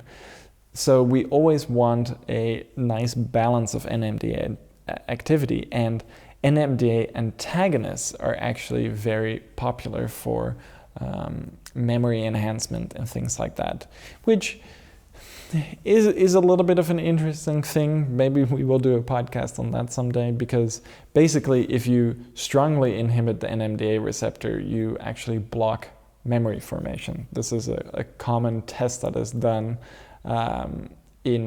when we were researching back in the day memory. We would actually strongly block the NMDA receptor and that would stop memory encoding. But if you block the NMDA receptor to a very light degree with something like magnesium, which actually acts as an NMDA antagonist, because if it lodges itself in that NMDA channel, if the NMDA channel activates to a low degree, nothing can happen because it's blocking that ion port. It has to activate the NMDA receptor to a very strong degree, enough where the magnesium ion can be dislodged and then ions can flow through that ionotropic NMDA receptor. So In terms of cognitive function, the NMDA receptor and magnesium play the biggest role there, which we'll then also touch on with ClariMAG, where we kind of modulated that NMDA effect a little bit more. And in terms of the mood enhancement properties of magnesium, the mental clarity enhancement properties of magnesium, that all seems to come through the NMDA receptor. And like I was mentioning earlier, my headaches and migraines, there has been some evidence showing that the NMDA receptor is involved there, and that NMDA receptor antagonist can help with headaches and migraines. So that's kind of where I stand on that, with magnesium being beneficial. So in terms of cognitive function, mood, memory, all of that, NMDA receptor is super important. Okay, now I think we're ready to discuss the different forms of magnesium. Absolutely. So let's get started. And let's talk about magnesium glycinate. Yeah. Magnesium glycinate, actually, we always call it magnesium glycinate because it's just easier to say. It's actually magnesium bisglycinate, meaning there are two glycine molecules that attach to magnesium. So the magnesium molecule has two different binding sites. This is also where, if you recall earlier, I mentioned phytic acid existing in various types of grains. Phytic acid is a really big molecule, and it can bind to both of those binding sites of magnesium, thereby creating a huge complex which is just too big to absorb. That's how phytic acid decreases magnesium absorption. So if you're just administering magnesium, in even magnesium oxide, which still has those binding sites available too, or one, I believe, then stuff can bind to the magnesium molecule. So instead, you can then bind glycine on both sides. Glycine is not big enough to inhibit the absorption and actually can enhance the absorption. One thing glycine also does, and glycine is oftentimes used in biological experiments for this reason, it's a good pH buffer, which is important because magnesium itself can alter the pH of our intestines. And at certain pH levels, magnesium absorbs well. And when magnesium itself modulates the pH levels, it actually ends up inhibiting its own absorption. So attaching glycine to those binding sites of magnesium can actually buffer the pH effects of magnesium itself and thereby enhance the total absorption of magnesium. So that's one of the big benefits of magnesium bisglycinate. So it's the amino acid glycine being bound through as a chelate to magnesium. And what's the main benefit, you would say, from magnesium bisglycinate? I would say from all of the different magnesiums that we offer, the thing that I like most about magnesium bisglycinate is that it is the most calming magnesium. Not for everyone though, interestingly enough. Some people seem to not react well to glycine at all, or things that act on glycine. So that is pretty rare, by the way. There are a few people that experience that, but for the majority of us, magnesium glycinate will be very calming. And that is because magnesium itself has a calming effect, partially through that NMDA receptor antagonism, but also because it directly antagonizes the effects of calcium. So it kind of keeps calcium in check, calcium being the more excitatory ion. So magnesium is always going to be a little bit relaxing. But then glycine, when we take magnesium formulations that have other stuff attached to it, we are also experiencing the effects of that other stuff. In this case, that's glycine. And when you just administer pure glycine, the glycine can act on glycine receptors. So glycine itself is kind of like a neurotransmitter, and it's in a similar class as GABA. So it is an inhibitory, and when the glycine receptor is activated, it has an inhibitory effect there, which then produces a calming effect. And if you just administer pure glycine, it actually has a sleep promoting effect. And if you just administer magnesium or just up your magnesium levels over time, that has a sleep promoting effect. So when you combine the two in the form of magnesium bisglycinate, you get the calming effects of glycine and you get the calming effects of magnesium. So specifically for sleep, taking it closer to bedtime, I think magnesium bisglycinate is fantastic. I also think magnesium bisglycinate during the day is really nice because it has that more calming effect. By the way, this is the form that Erika and I take every day. We really like the effects of it. We switch back and forth between different forms of magnesium every once in a while. The most important thing to me is that we get magnesium, because obviously magnesium is super important. We really like the effects of it. But then every once in a while we try out a little different flavor. Magnesium bisglycinate being the most calming flavor. Another really interesting thing when we talk about the NMDA receptor is that the NMDA receptor also has a glycine receptor on it. And when you activate the glycine receptor, the NMDA receptor is more likely to fire. So this might seem like a little bit of a weird thing. On the one hand, we're getting positive effects from magnesium because we're blocking the NMDA channel with it. But then we're also getting beneficial effects when we are activating the glycine receptor with the glycine in magnesium bisglycinate, which then makes it more likely for the NMDA receptor to fire. But basically what we're doing here is we're kind of fine-tuning the sensitivity of the NMDA receptor, because the NMDA receptor, when it gets activated, is very important for memory consolidation. So the NMDA receptor is the first part of long-term potentiation, LTP. That's how we encode our memories. So part of the reason why blocking the NMDA receptor is an interesting strategy for enhancing cognitive function and memory is because it increases the density of NMDA receptors, which does mean that when we need that NMDA receptor activation, we can get potentially more of it. When we have this interesting scenario where we have glycine present in higher amounts and magnesium present in higher amounts, blocking that NMDA receptor, but then also making the NMDA receptor more likely to fire when it is absolutely the right time for it to fire, then we get a really interesting cognition enhancing effect. And that's part of why magnesium bisglycinate is my preferred form of magnesium and why we take it every day. So to recap that, I would say magnesium bisglycinate is the best magnesium to take if you are looking for the auxiliary effect of relaxation, sleep promotion.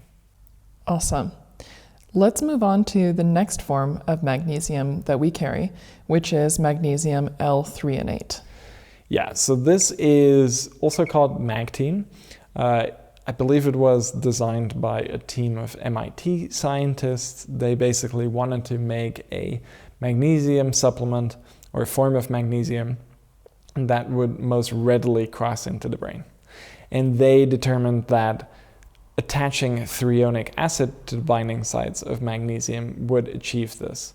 And this is really interesting, and there are some different things to pick apart here. So in research, it has indeed been shown that Magtein, magnesium L-threonate, is better at increasing brain levels of magnesium. But this actually also seems to be because threonic acid itself is really good at it. So before I get into this further, let's just say threonic acid actually is a metabolite of vitamin C. And threonic acid exists in the brain because the brain uses a lot of vitamin C, and then you get this metabolite, threonic acid, and threonic acid actually helps increase brain levels of magnesium. It helps pull magnesium into the brain. So when you take a magnesium source and you attach it to a compound that increases brain magnesium levels anyways, even if it's not in, well, it has to be in concert with magnesium floating around, but you don't necessarily have to take magnesium for threonic acid to have a magnesium brain elevating effect. But when you combine the two, you're one, providing more magnesium, and two, you're providing more threonic acid, which can have this effect, then it makes a lot of sense why Magtein has this brain magnesium elevating effect. And we've actually tried to find a few more ways of achieving this. So when we made ClariMAG, we actually thought it would be a really interesting idea to just put threonic acid in there, but turns out threonic acid is really unstable. You can't really get it in a pure form. So that plan kind of went down the drain. But when you attach threonic acid to magnesium, not only is the magnesium better able to absorb, the threonic acid is now also stabilized. And that kind of reminds me of ATP, where ATP itself is pretty unstable, but when you attach magnesium to it, it's now stabilized and it works. Same thing here, threonic acid by itself, very unstable it seems. But when you attach magnesium to threonic acid, now you have a stable form of threonic acid, which you can get into the brain. This is an interesting element to the variety of magnesium supplements that we offer, which is that magnesium is essential for us on a daily basis. We've discussed that at length already. But magnesium also offers stability for these other compounds that can benefit us as well. These compounds might not be available to us, or we might not be able to reap the benefits of them if they were not attached to magnesium. So there's a double effect there. Yeah, absolutely. And this is really an important thing to keep in mind with all of these different forms of magnesium. Magnesium oxide, for example, it doesn't absorb all too well, and it also doesn't really have any interesting effects associated with it besides just being a good source of magnesium. So when we talk about all of these different magnesium sources and why we selected so many different ones, it's one, because it's a good magnesium source, but two, it's also because it's a good source of something else. So in the case of magnesium bisglycinate, glycine itself is active. So magnesium bisglycinate is both a good magnesium supplement and it is a good glycine supplement. In the case of Magtein, it is both a good magnesium supplement and a good threonic acid supplement. And it doesn't seem, at least for threonic acid, that you can just have threonic acid by itself. So you kind of have to take it in this complex form.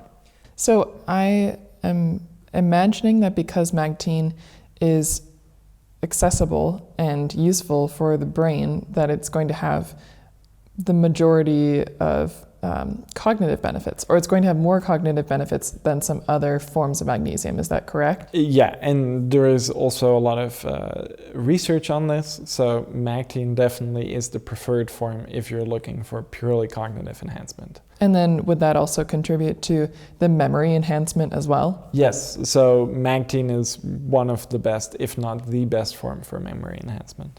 Okay.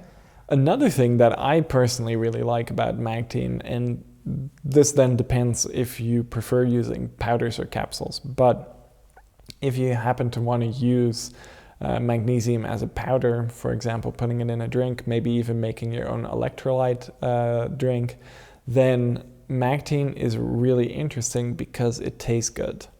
When we talked about magnesium bisglycinate, it dissolves well in water, but it has a really nasty taste to it. I'm not sure, Erika, have you ever tried it? I don't remember. We'll have to open up a capsule for you sometime. Oh, because joy. It tastes like rotting fish to me. It has a really unpleasant fishy taste. Okay, now maybe I'm recalling trying it once. Maybe I don't need to try it again. I have a lot of people try it just because magnesium by itself has a pleasant taste. Glycine by itself tastes like sugar.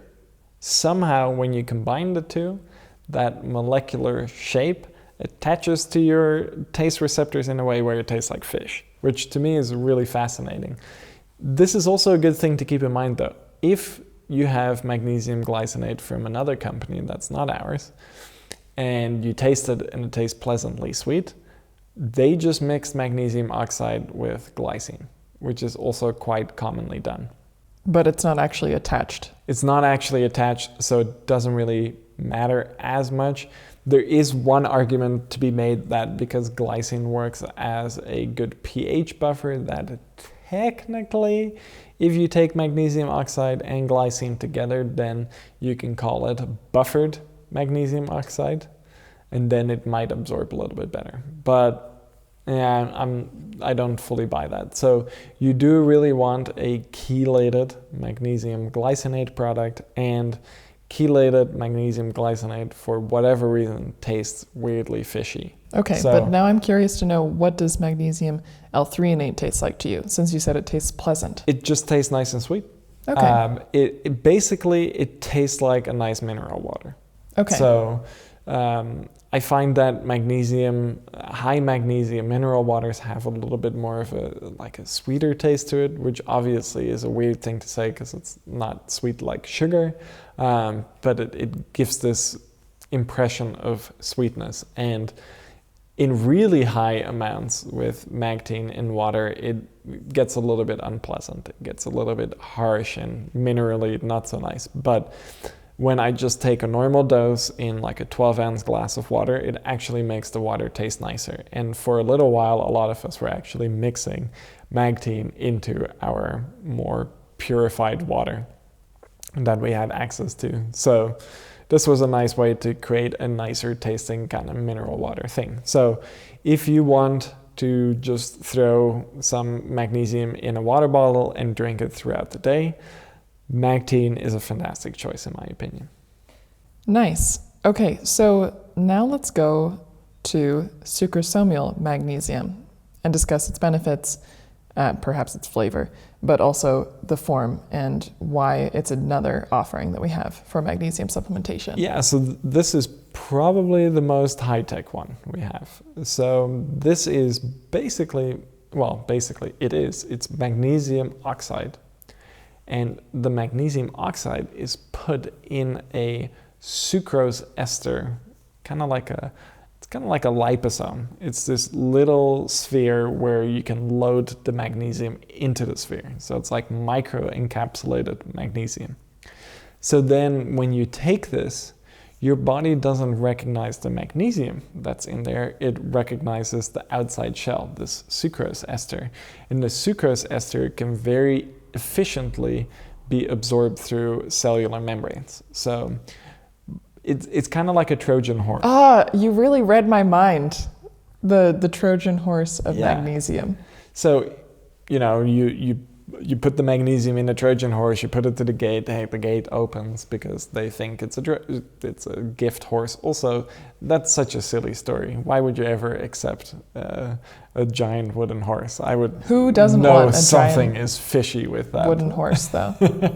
Yeah, you have to be a bit of a nutcase to accept a giant wooden horse. But anyways, it's a really handy analogy to use when it comes to these liposome type things, because you're basically hiding something in there that your body can't detect, and then that thing, the liposome itself, is absorbing, and then it degrades, and then voila, magnesium jumps out. Mm-hmm.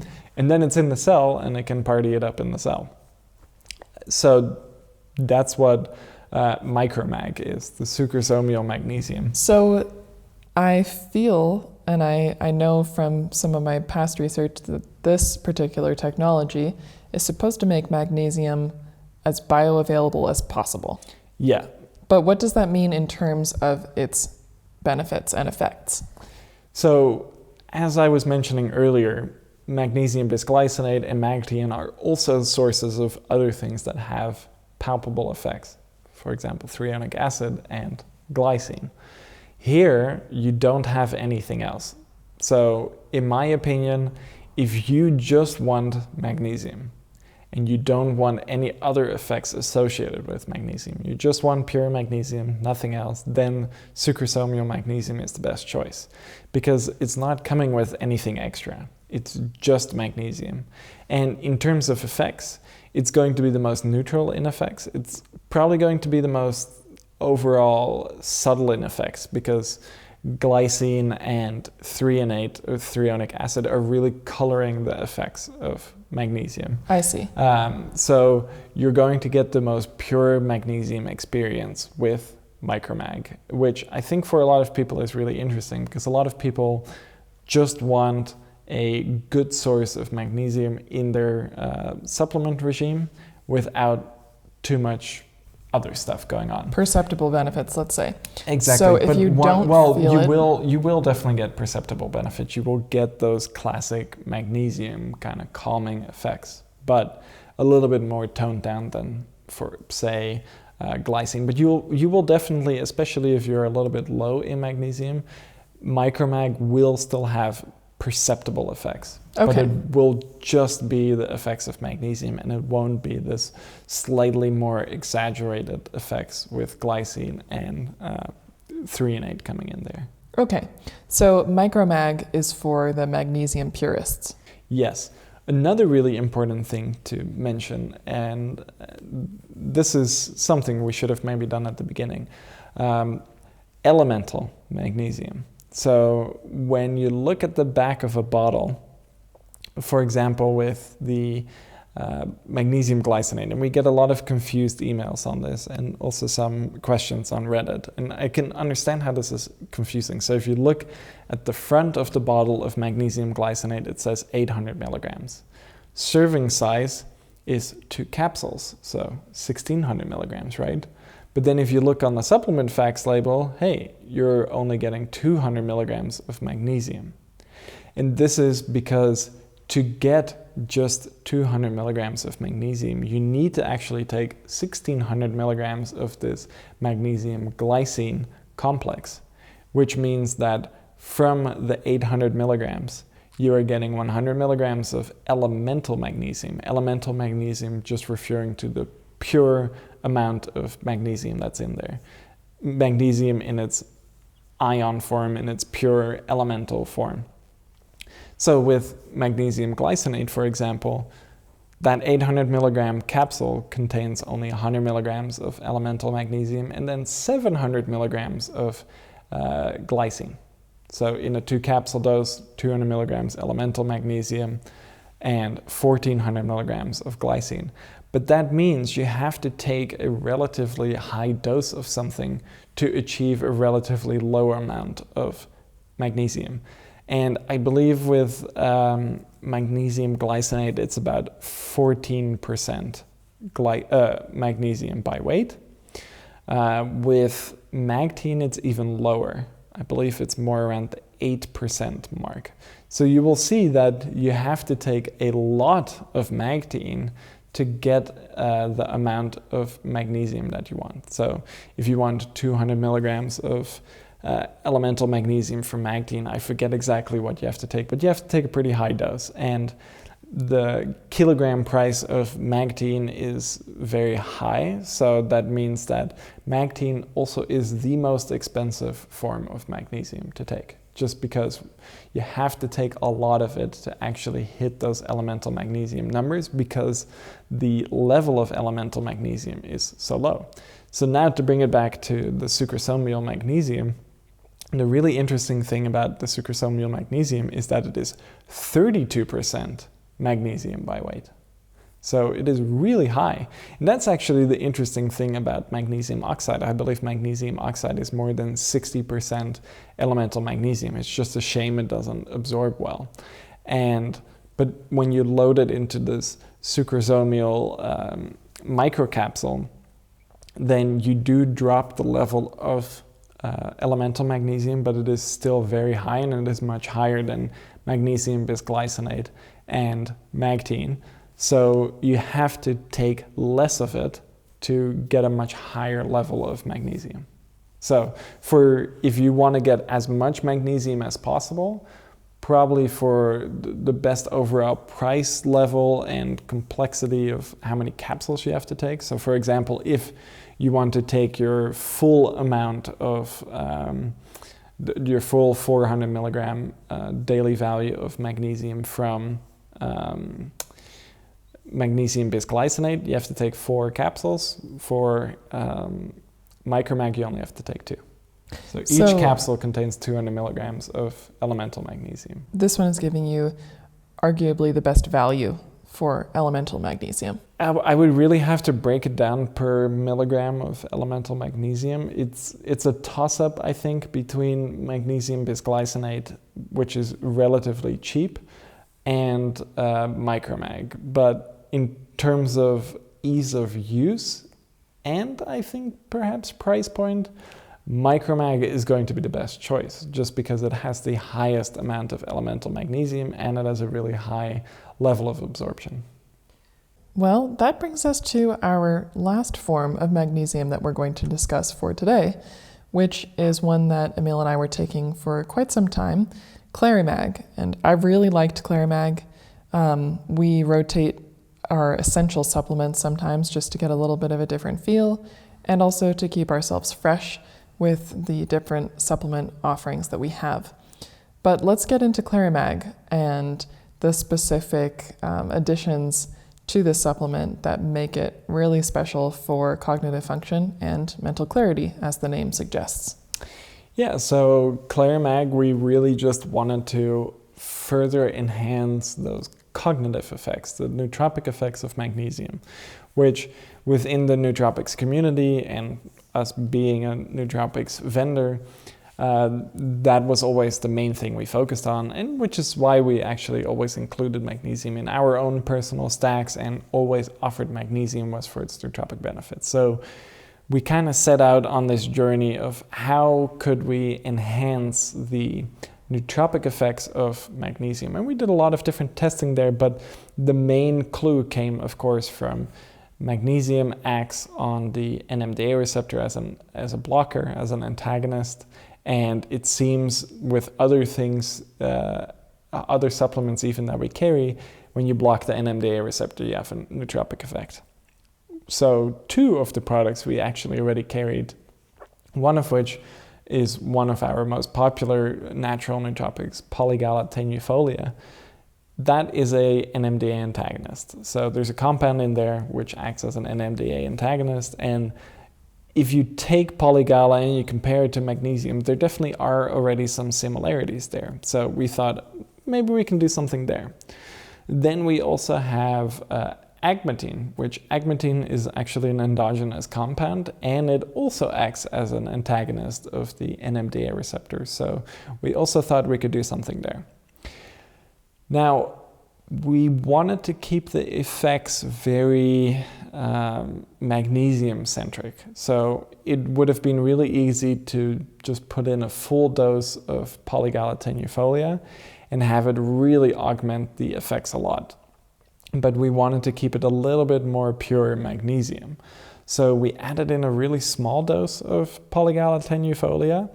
And in our testing, we found that even this small dose really just helped bring up that magnesium blend that we put in there to the next level. Then the same thing with agmatine. Again, agmatine can have pretty pronounced effects of its own, so we did a low dose again.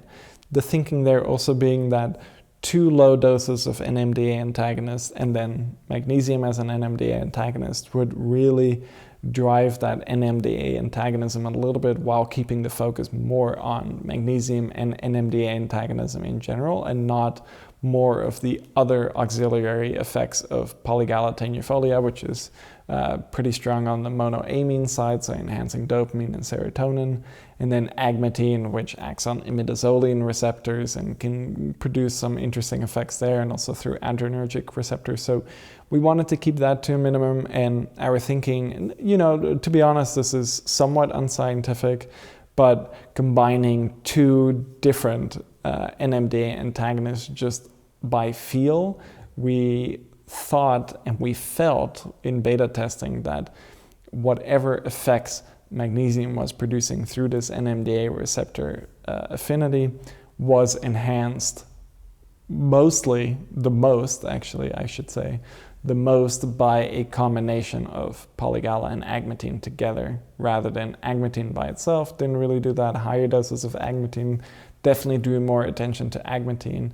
Higher doses of Polygala definitely drew more attention to Polygala. The 2 together with magnesium had this triple synergistic effect that really enhanced mostly the mental clarity effects. So when you're feeling a little bit foggy-headed, ClariMAG, really good at kind of clearing the mind, allowing you to focus more.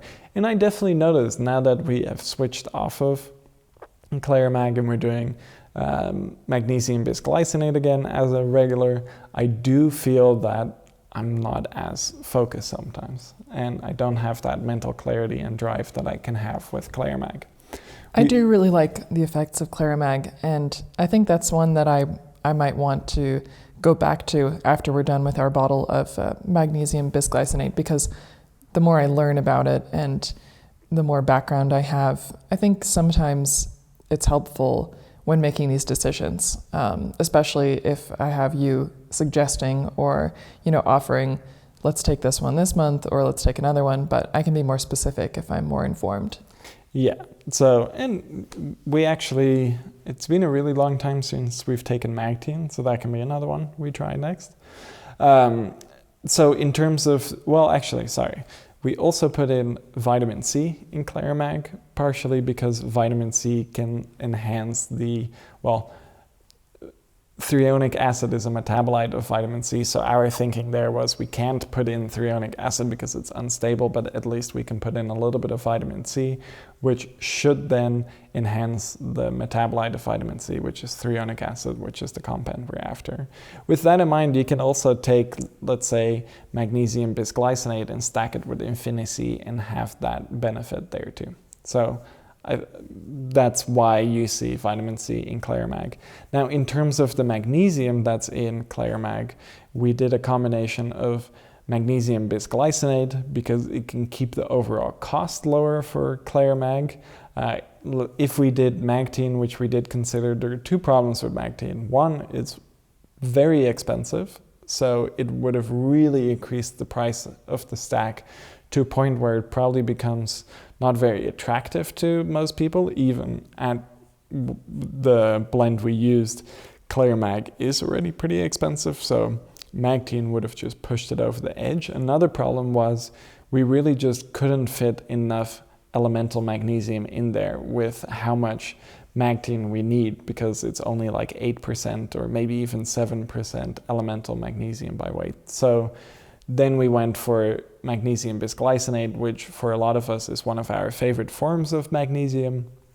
And with that 14+% elemental magnesium by weight amount and very low overall cost, we were able to really balance the cost benefit elemental magnesium ratio there.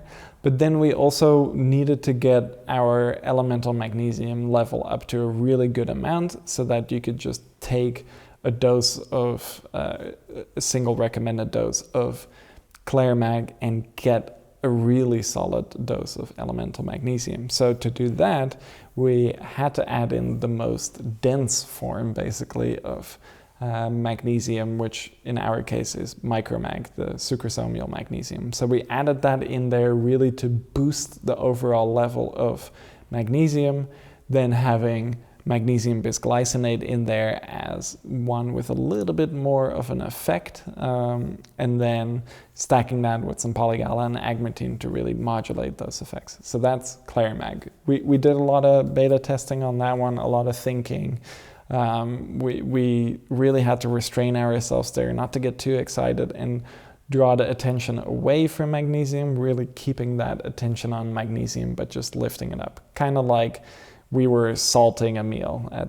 You've cooked a beautiful soup and it's just a little bit bland, and just that right amount of salt gets it to just an incredible, almost euphoric experience if you have a really nice umami-rich soup. And if you put in too much salt, then it goes into the wrong direction. And that's kind of what we didn't want with ClariMAG. We didn't want to salt it too heavily. We didn't want to distract from all of those interesting effects of magnesium. We just wanted those to pop out a little bit more, just like in a really interesting soup, you want those specific flavors to pop out a little bit more with the right dose of salt.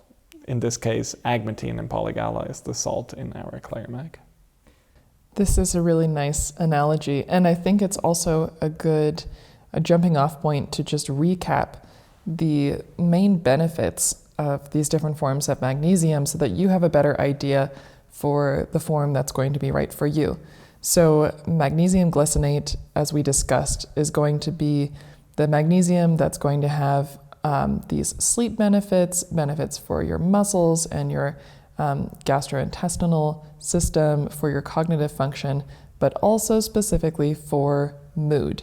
So magnesium glycinate or bisglycinate is going to be great for mood. Magnesium L-threonate. And relaxation and sleep. Okay, mood, relaxation, and sleep. Yes.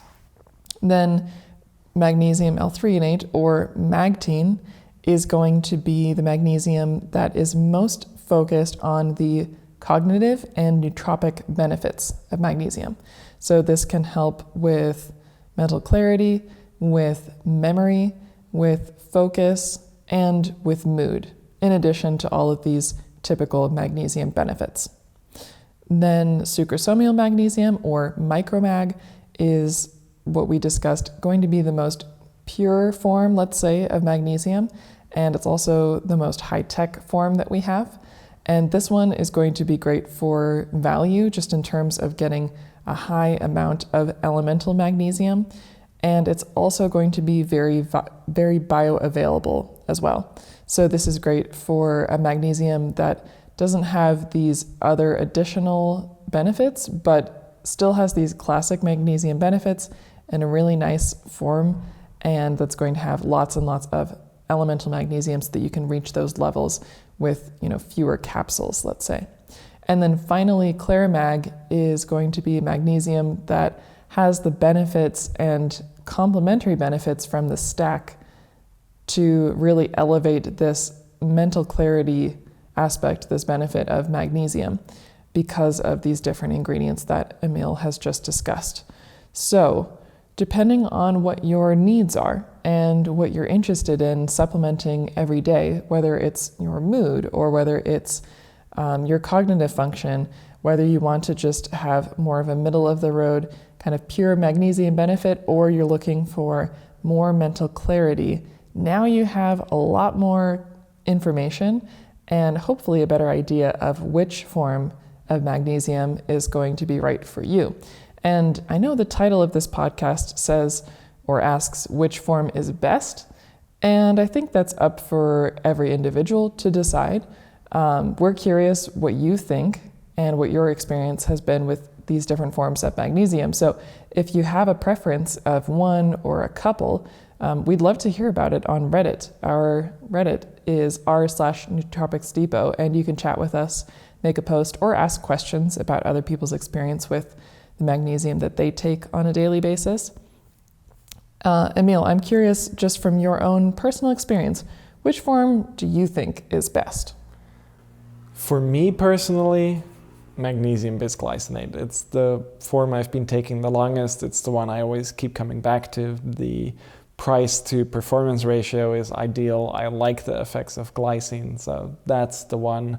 If I had to pick just one magnesium to stay with, I would go for Magnesium Bisglycinate. Nice. Although, I say that, but I really love ClariMAG. So it's kind of a toss-up. But ClariMAG actually contains Magnesium Bisglycinate, so that's also part of why I like ClariMAG. Makes sense. Let's go with that. I'm a little bit biased there, of course, because I helped design that stack, but my favorite is ClariMAG, so the best is ClariMAG. I was going to say the same thing. Yeah. When I take ClariMAG, I really notice a specific benefit, and I notice something different in my cognitive function and my mood especially. ClariMAG combines really well with Cognance, but they have a similar kind of calming, clarity type of effect, which I really, really like, and that effect is noticeable. And I don't know that I'm really paying attention to the perceptible benefits of magnesium, but when I take ClariMAG, I definitely am noticing something specific happening, and I think that helps me to appreciate the benefits of magnesium as well as the other ingredients of the stack even more. So for me, that's why ClariMAG is the best. With that in mind, also, you can imagine that these different forms of magnesium are going to stack really well in your daily stack combination, and we often talk about stacks that are going to synergize best with each other. So I imagine that magnesium glycinate, because of its mood benefits, is probably going to go really nicely with things like lemon balm, with sage, with cognance, with Subroxy, these other mood-boosting supplements that we often recommend. And magnesium threonate, Magtein, is also going to go really well, probably with something like Vignitex, or even with something, what's another one of your favorite cognitive enhancers? Cognance. Yeah. Cognance as well. Going to keep things nice and sharp and clear. And then with the Sucrosomial magnesium, I think this is great for people who are just looking for kind of the pure thing, the middle of the road supplement, something where you can keep your magnesium levels high, but you're not necessarily adding in other ingredients. So let's say for the purists. And the ClariMAG, I think, is great for people who are taking maybe just a few supplements on a daily basis. So for that reason, having these extra ingredients that enhance the mental clarity benefits can add a little bit of sparkle to maybe like a simpler everyday stack. Yeah, that's a really good way to put it. Thanks. So that brings us to the end of our podcast for this month. This was the first of more podcasts discussing everyday essential supplements. And we wanted to discuss magnesium because I think magnesium is something that we're all pretty familiar with, but we might not know the specifics in terms of how it's benefiting us. And now we know that it benefits so many systems in our body, it's hard to actually count. And we also know that it can be more challenging to get magnesium from our diet or from our drinking water than maybe we previously realized. So for all of these reasons, I think it's important to consider adding magnesium to your daily supplement stack. And now you have some really good information for you to be able to tell the difference between these products and which one is going to work best for you. So as always, thank you so much for listening to the In Search of Insight podcast. We really enjoy researching for these podcasts. We enjoy having discussions with you about these topics in the comments on YouTube and on our subreddit, r/Nootropics Depot. And we're always curious to hear what you think about the podcast, questions that you have, and further discussions that you want to dive into. So if you have something on your mind or if something in the podcast really stands out to you, please let us know in the comments and we're happy to chat with you about it. Again, you can check out a lot of the details of this podcast via the chapters that are available on YouTube. So go to the YouTube description and revisit those parts of the podcast that you want to hear again. And you can also view all of these products that we've discussed through the YouTube description as well. Be sure to follow us and subscribe on your favorite streaming platform and stick around for all of our future episodes of In Search of Insight podcast. Thanks so much for listening. That's all we have for you for this month. And with that, we will bid you adieu. So goodbye for now. See ya.